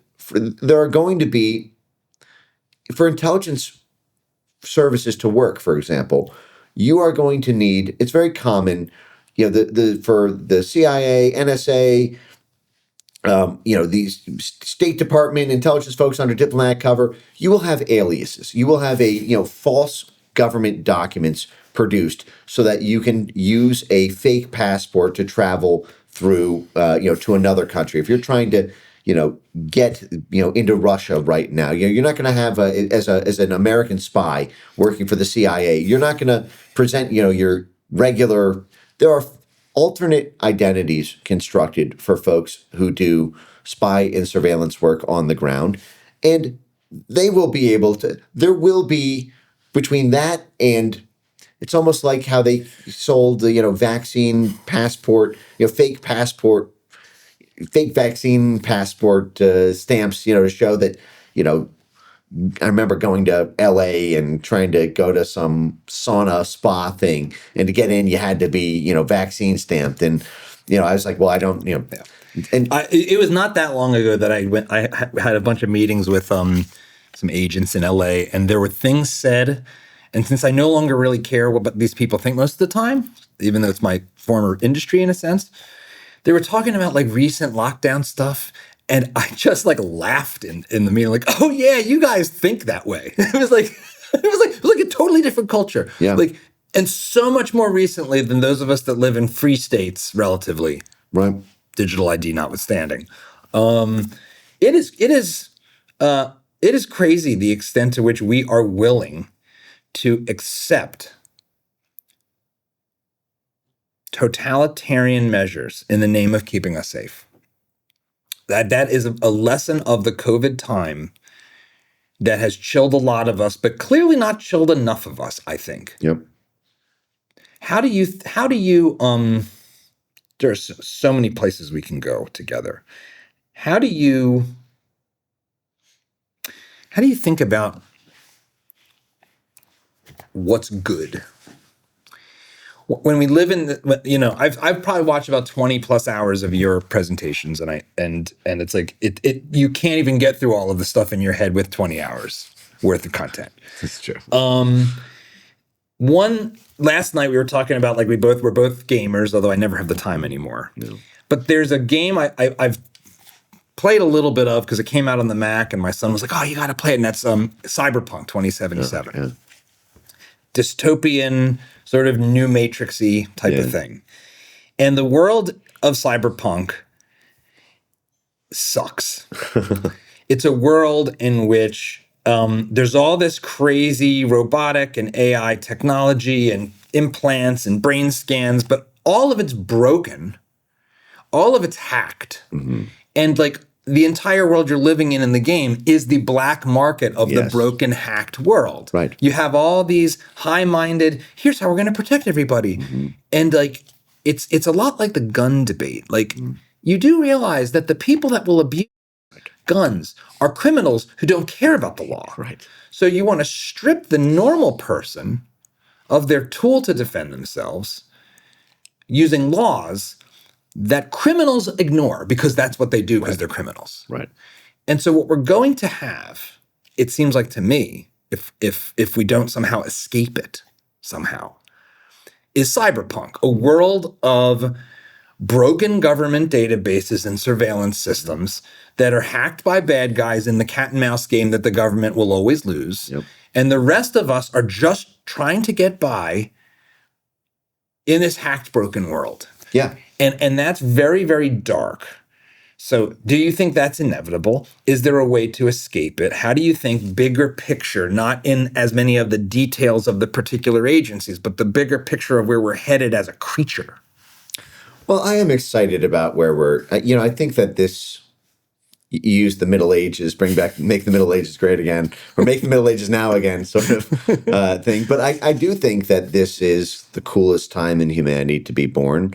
The things that I know were completely inaccessible to my parents. They had 3 news stations during the Cold War, the ABC, NBC, and CBS, Fox News. And that's the way it is. Walter Cronkite. Right. You couldn't do your own research. You couldn't crowd share information. You build the case for pretty much any complex history of America other than the ones you were told to you top down through what at the time were really many government intermediated news sources. I mean, all of those that I just listed, ABC, CBS, NBC, they all grew out of this Office of War Information soup, this broadcast media apparatus, which itself, grew out of World War II and then continued with these relationships during the Cold War. So I think that things are exciting, and there will be dark dystopian elements, but there will be a lot of beauty and innovation and creativity and forward movement along the way, and we need to safeguard against the downside on this technological thrill ride. I mean, there's no stopping going there to some extent, because the argument that you'll hear, and unfortunately, I do think it is kind of inescapably logically persuasive, even if it's not, you don't want to be boxed in that way. But what they'll say is, if we don't pursue this, China will, and China will have so many technological and economic, efficiencies. Their security state will be more state of the art than ours. Their government services and everything will scale, and they'll be top of the line. All these private companies will just be servicing China either directly or through indirect links. Anyway. Yeah. And so we need to have the biggest. We need to become China. Well, we need to be able to match the technological. We need to be able to have the data storage and retrieval capacities that they do, even if we don't use them for cracking down on domestic dissent. Even if we don't use them for the same purposes, we still need to be able to do everything they can do and more. As part of the natural process of creating a AI optimized, society, which is an inescapable thing, because businesses that don't scale with AI will lose to ones who do. I was having a conversation with someone who's taking college classes right now as an older person. They're in their late 20s, and the college, kids are 18 to 20, 22. And one of the comments they made was, it's crazy. And nobody is stupid in college anymore, because they had dropped out of college. And they said they're all really, nobody makes a stupid comment in class because everybody uses AI for everything. Like the college kids just basically, they use ChatGPT, Grok, Claude, whatever it is, for all their written assignments, for any question. And so they have They might be getting stupider, but their output is getting smarter. Right, but they also have access to research. And I'll give an example for myself.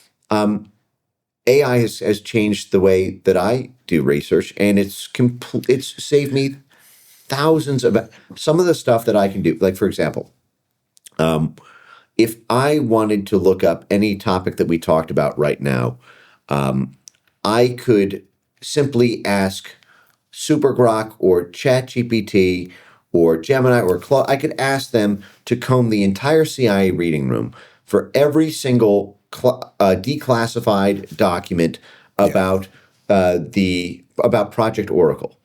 And instead of me having to manually search through Google.com for and try to do hyper targeted keyword searches, then put together my own.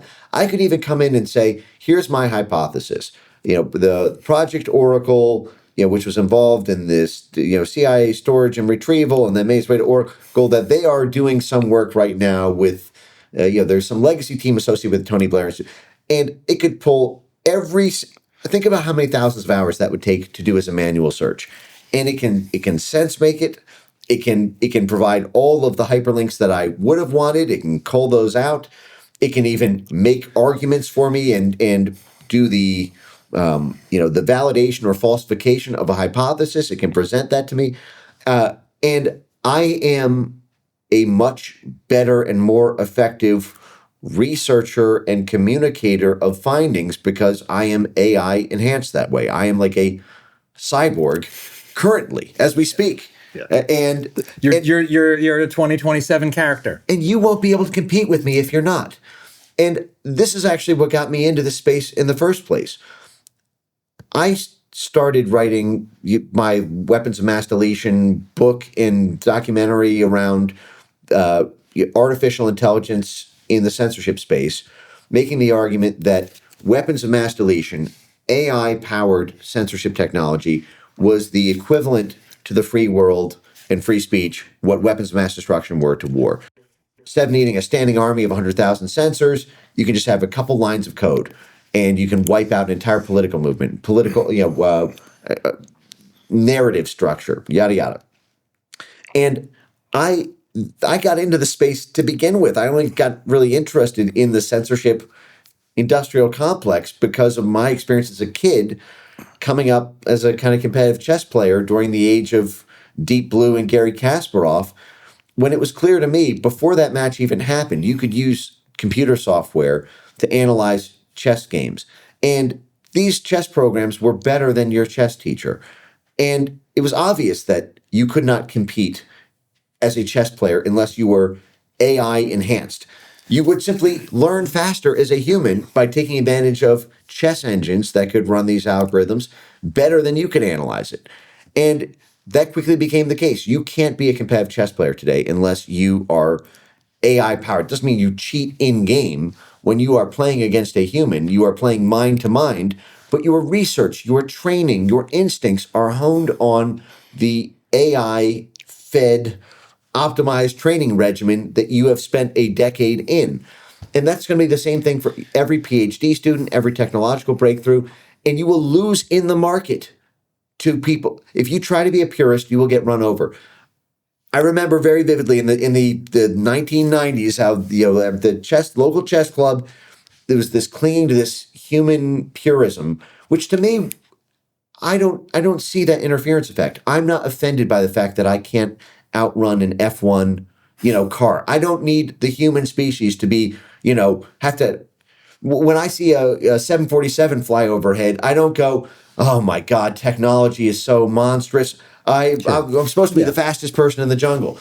If it's and so is there a line thou shalt not cross on that hybridization, that cyborg path for you? Is it cyborgs? Is it plugging in to the brain? Is it? I don't know. I'm sure transhumanism. I'm sure that when you talk about, for example, government control and mandates and coercive abuse of that human AI integration, yeah, I can think of a million. In terms of any particular pick your own adventure kind of modality, I can't think of one. I'm pretty sure if you or someone pitched a couple, I could say, oh, that sounds pretty monstrous.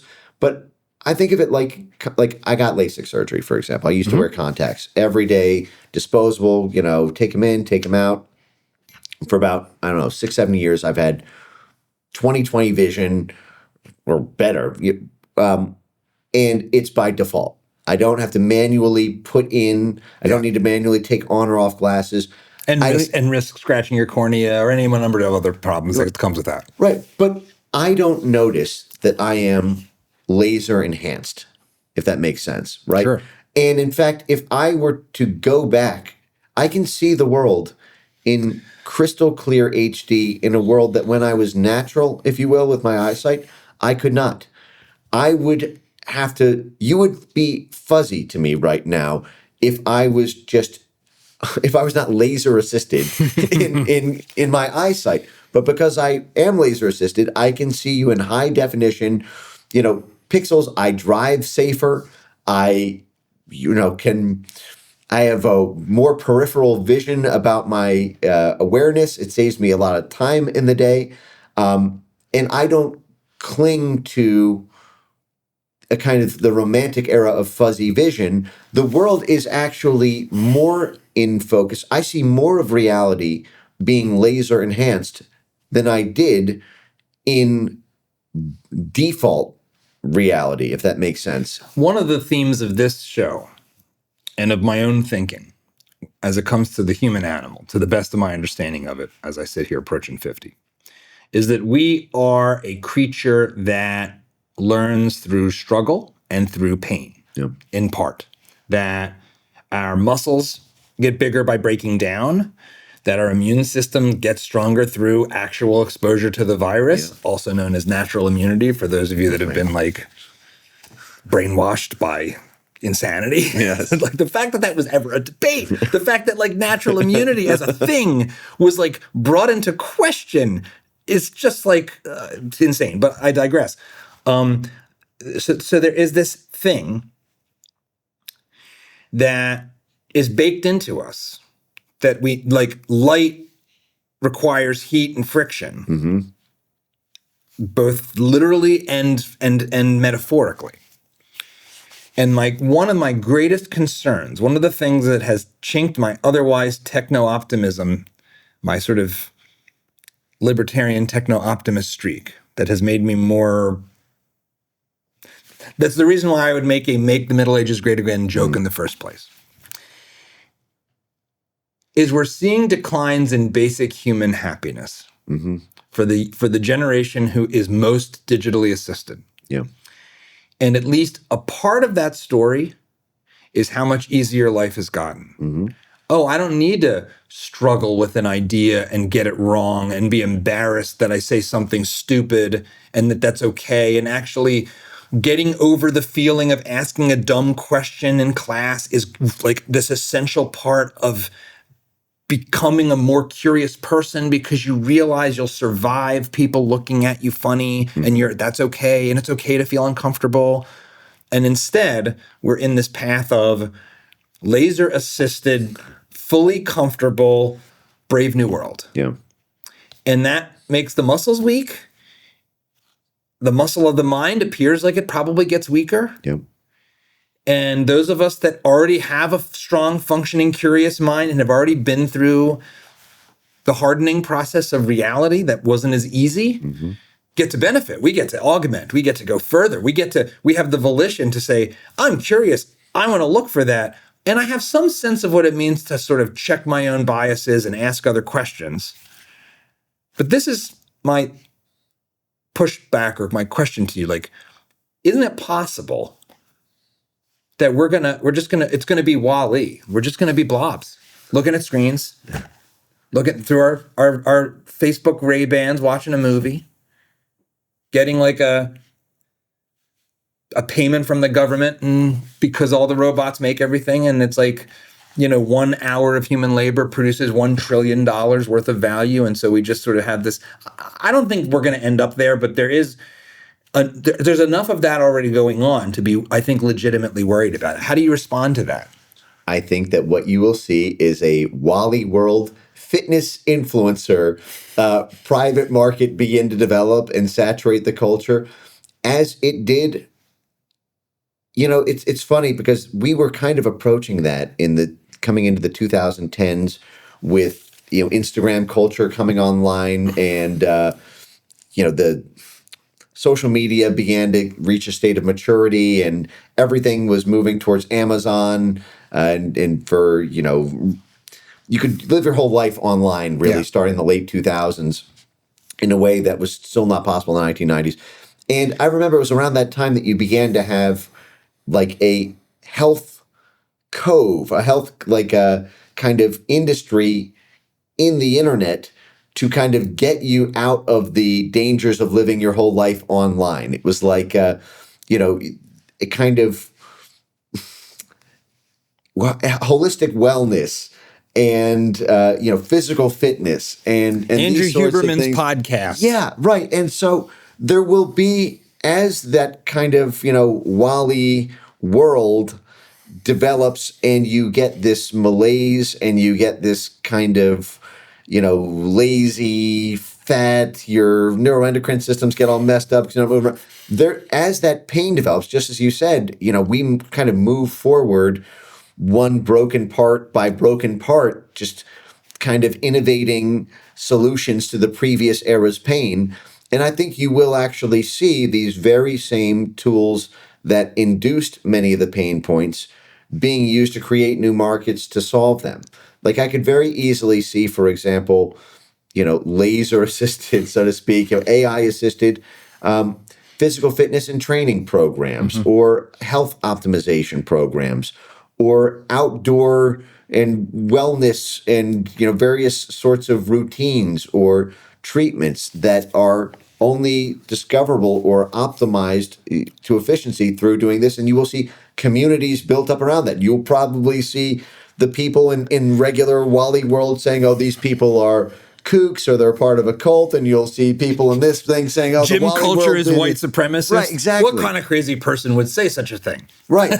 But it will create... If you haven't seen, if for those of you watching, if you haven't seen this, mainstream legacy news actually called going to the gym white supremacists. Yes. This actually happened. gateway to white supremacy is your gold It's like, gym membership. we're all doing Wall-E. What are you going to the gym? What do you care about your fitness? You must be a Nazi. Yes, but the UK even ran, the UK Metropolitan Police even ran ads about you know, how, you know, gym bros are, you know, a vector for, you know, Brexit adjacent like domestic terrorism. And it's like, and you've lost that. But then they lost Joe Rogan, and then they, you know, so this brings me back to that's an interesting lens to come back to your area of study. So what you've just laid out is something that I think is very, I think, hopeful, which is we invent these things to try to make our lives better. And even in making them better, they have costs, because everything has costs and benefits. And the only thing we have ever done is do our best. It's messy. There's good and bad. And when there's bad, and I'm using the royal we here, we as humanity try to figure out how to make that bad thing into something good. And then that unleashes some new bad thing. Like, okay, man, starvation, that's like the perennial human problem. And we get to a point where like, oh man, obesity, that's the new problem. Like, oh, in fact, the poorer you are, the more likely you are to be obese on the whole planet, actually. Now. Right, yes. And now it's like, oh, well, we have plenty of calories. They're just not high quality calories. We've stripped the minerals of the soil, and we've monoculture cropped. And now we got to do some other way to do that. So there's this give and take, 2 steps forward, 1 step back. Sometimes it's 1 step forward, 2 steps back, but we muddle through. Is that the story of the blob? Yeah. Is that the story of America coming into this role in the post-war era, trying to hold to our values, the best versions of them, and sometimes the not so best, getting it wrong, taking things too far? Like, apply that model to the blob, to this foreign policy, CIA, intelligence community, intervening everywhere, losing the plot, the ends justify the means, turning you into a monster. How do you think about that? Does that help? Is that a way to think about what you're struggling with or grappling with? Definitely. And I would just add that there's a stakeholder evolutionary and dispute resolution process that plays out within that, which is like, I do think, there's this quote that any mistake made through boldness can be corrected by additional boldness. It's like, and there is something to that in the sense that, this structure you just described about, you have a pain problem, and then you create the solution that creates more. But that's the market in action in every industry, in every government regulatory structure. And then you have stakeholders within the blob who are in a constant state of semi-competition, semi-cooperation. And semi-competence. And semi-competence.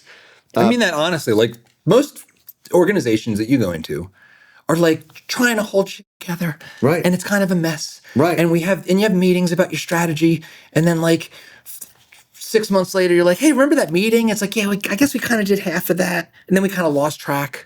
This sounds like my life, though. This just sounds like a life on Earth, for being a human. Humans, right? As well as the institutions and everything is. I don't know how much fun life would be if there wasn't the uncertainty of chaos to add. I mean, what good is any movie without drama and stakes? But within the blob, there are factions that are always forming alliances within itself against other parts of the blob, and FBI, CIA, non-governmental things, Stanford stuff, academia, right-wing Twitter, all of the things. Right, and even within this like donor drafter class, like within the kind of high net worth individuals and hedge fund world and, private equity and all this, like, much of Wall Street did not like Trump when he ran the first time around. Trump then, got support from places like Leon Black and Apollo Management, caused some schisms in the social networks in New York. And now Apollo Management is a part of this new $150 billion Army private equity thing. And then this creates a signal to other hedge fund folks. But right now, like, for example, you've got like Elon Musk was aligned with Democrats until pretty recently. This is a guy who, SpaceX is very deeply tied to defense and intelligence all of his work. I mean, I think, you had these kind of CIA intermediated acquisitions of, some of the early rockets, and, you've got, just this, even things like Tesla were seen as like a national security.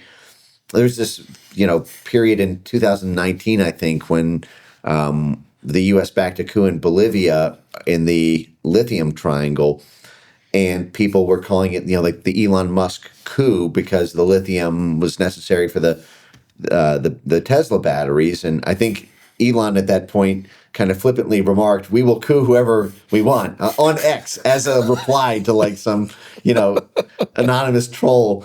I'm laughing, even though it's also scary. Right. But, you have this thing where like stakeholders come and go. They are responsive just as. What do you mean by stakeholders, if you don't mind me interrupting? So for example, like people who care, people who have a vested stake in a government program so like in this case, take like the Trump Republicans versus Democrats. We'll keep it super simple, right? You had these longtime Democrat Party stalwarts and folks who, for example, when you take something like Tesla and renewable battery technology, climate change, all that stuff, right? It's basically changing the supply, the source supply of the entire energy. Instead of coming from the hydrocarbons, oil and gas type thing, now it's coming from like lithium and cobalt, and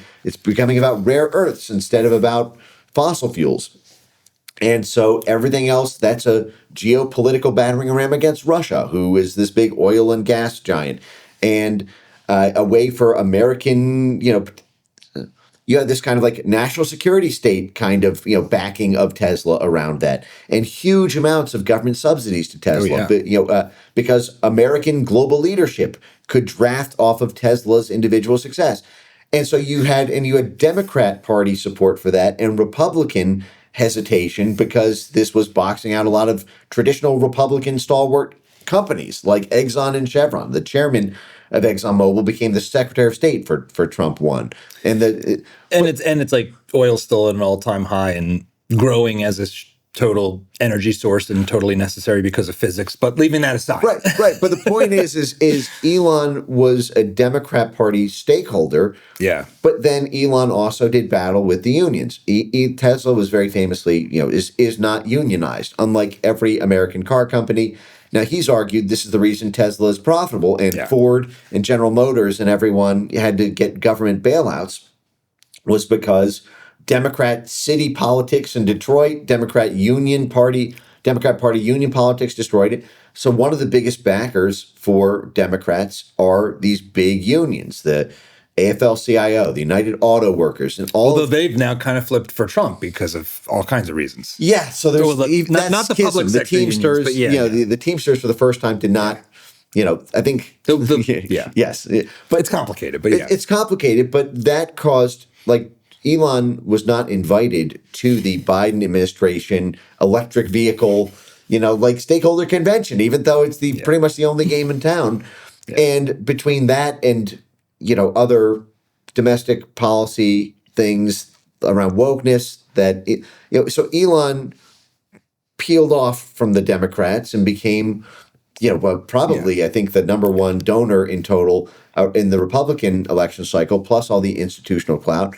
And so you have stakeholders responsive to what governments are doing for them. You have customers who vote with their, feet and their wallets about what, oligarchs or corporations they're backing, as well as for the government. You have this complex interplay where it functions as a kind of checks and balance system to prevent Wally World.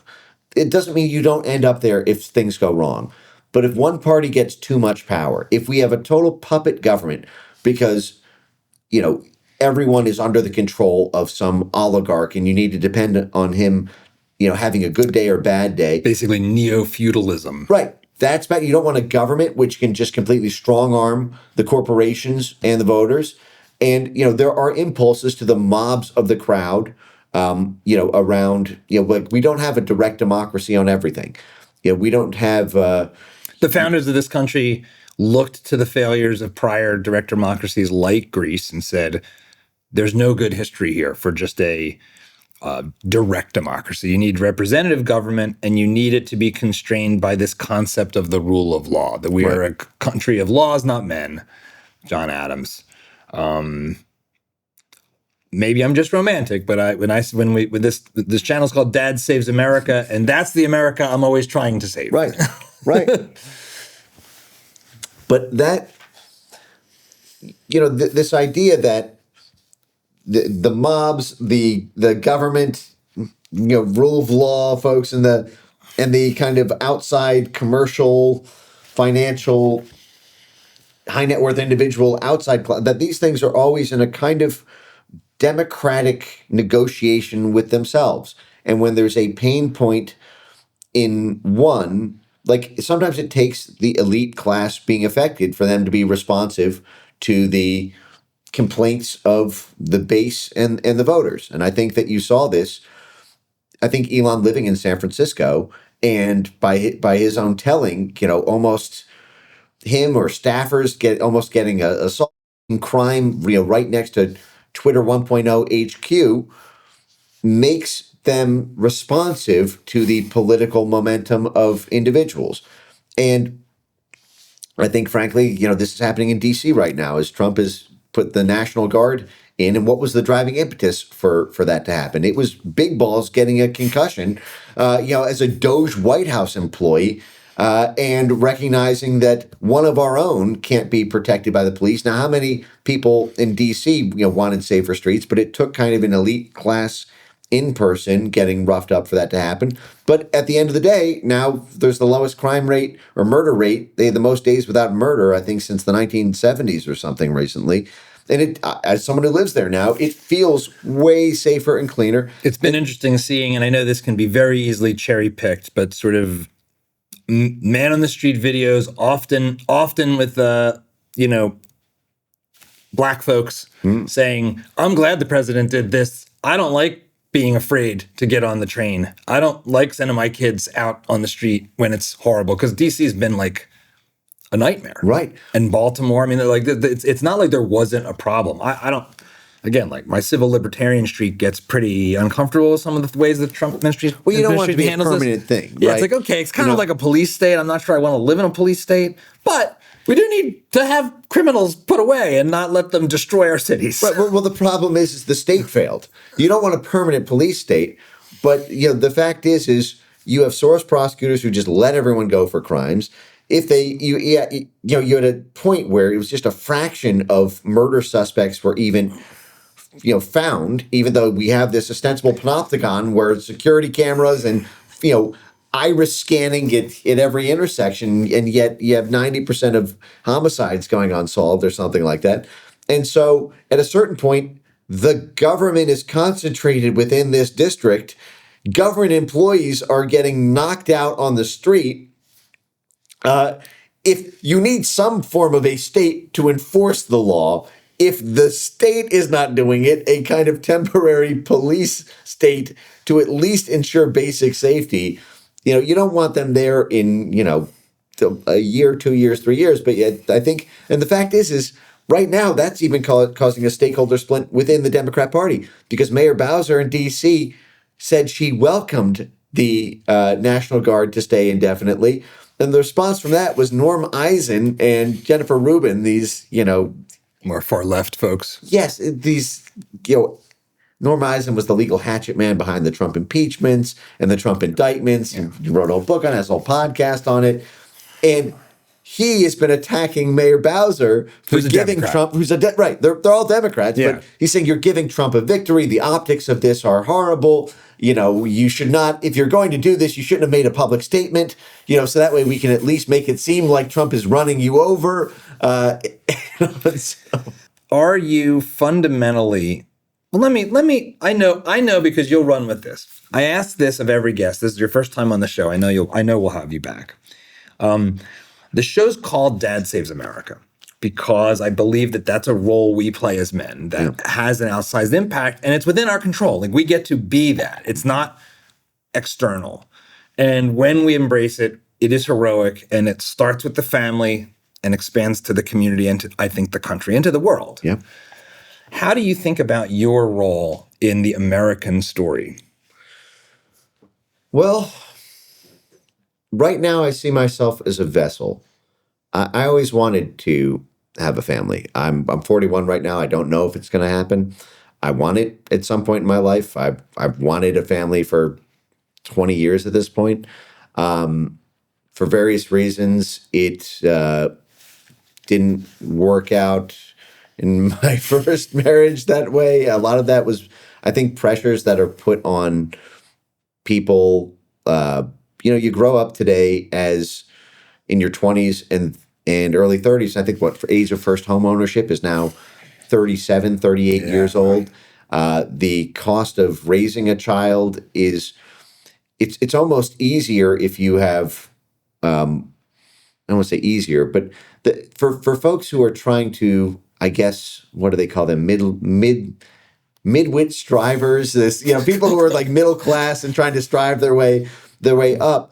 There is a pressure to not have kids until you are completely financially secure, and you're never really financially secure. And so, time goes on and time goes on. But for me, I pursued this, knowing that it would derail all of my other life plans. I was a corporate lawyer doing finance and tech and private equity stuff, and kind of threw that away to pursue this. But it didn't really even feel. Everyone told me not to. My, family, friends, and all that. But I didn't feel like I had a choice, if that makes sense. It ate me alive every moment that I wasn't doing this while I was living a normal life. And I kind of personally feel like Bob Dylan has this, he had this period of his life where he's very prolific. And then the spirit just kind of left him, I think, at some point. I still love Bob Dylan and my dad's favorite artist and grew up on a lot of Dylan stuff. But, you go to a Dylan concert now, it's not what it was. You listen to Dylan, albums in the past 25 years. The spirit at some point clearly left him. But there was clearly a period in his life where he was a vessel for something, and he didn't even necessarily know what it meant. Like, he gave this interview in like the 1960s where he's asked, you wrote this in Mr. Tambourine Man. What did you mean by it? What are these cryptic messages? And he says, I don't know what the lyrics meant. I just wrote them. And like, I feel that way about, like, my life is very dialed in and streamlined with this. And I just know that this has to get out. And I don't even necessarily know what the grand cosmic meaning of it is, or how it will be interpreted, or whether it's even good or bad to get a particular piece of information out there. But I feel like I'm a vessel for that, for other people to figure out the right policy of what to do with it. Like we're talking about all this around declassification. This is how we started this conversation about, when the CIA or ODNI or the FBI or DHS or DOD, says something, and you can't trust it unless, this thing, unless if what you're telling me is true, you would declassify, everything around this program so I can hold you accountable if you're lying. That is coming. In the next couple of years here, and hopefully within the next couple of months, there will be massive declassifications, I believe, on the order of what this country briefly had in the late 1970s. Sort of after the Church Commission and yeah. I think we are going to see that at a scale, and there are people who are going to argue, don't do it. It might undermine our national security interests, or we don't want other governments to know that we're doing this. We don't want other people to know. They won't trust us again. And I feel like I'm here to try to get the information public for people to decide what to do with it. But you can't even make the right policy until you have the basic facts. And so that could be used for good, that could be used for bad. But I feel like my job is to get us through the first leg of that funnel, however I can be useful to that service. And then, other dads can use that to decide whether or not they're on the pro or anti side of, the digital ID side. My goal is not to be a policy advocate, but to arm people with the information to decide what the policy is by digging up all aspects of it that I humanly can. Well, you are a great source for that. You are a high bandwidth, high velocity funnel of disinformation, and you've made a huge impact. And I've learned a lot in this conversation and in all the rest I've watched. And I'm looking forward to having you back, Mike. So likewise. Thanks for being on Dad Saves America. Thanks for saving America.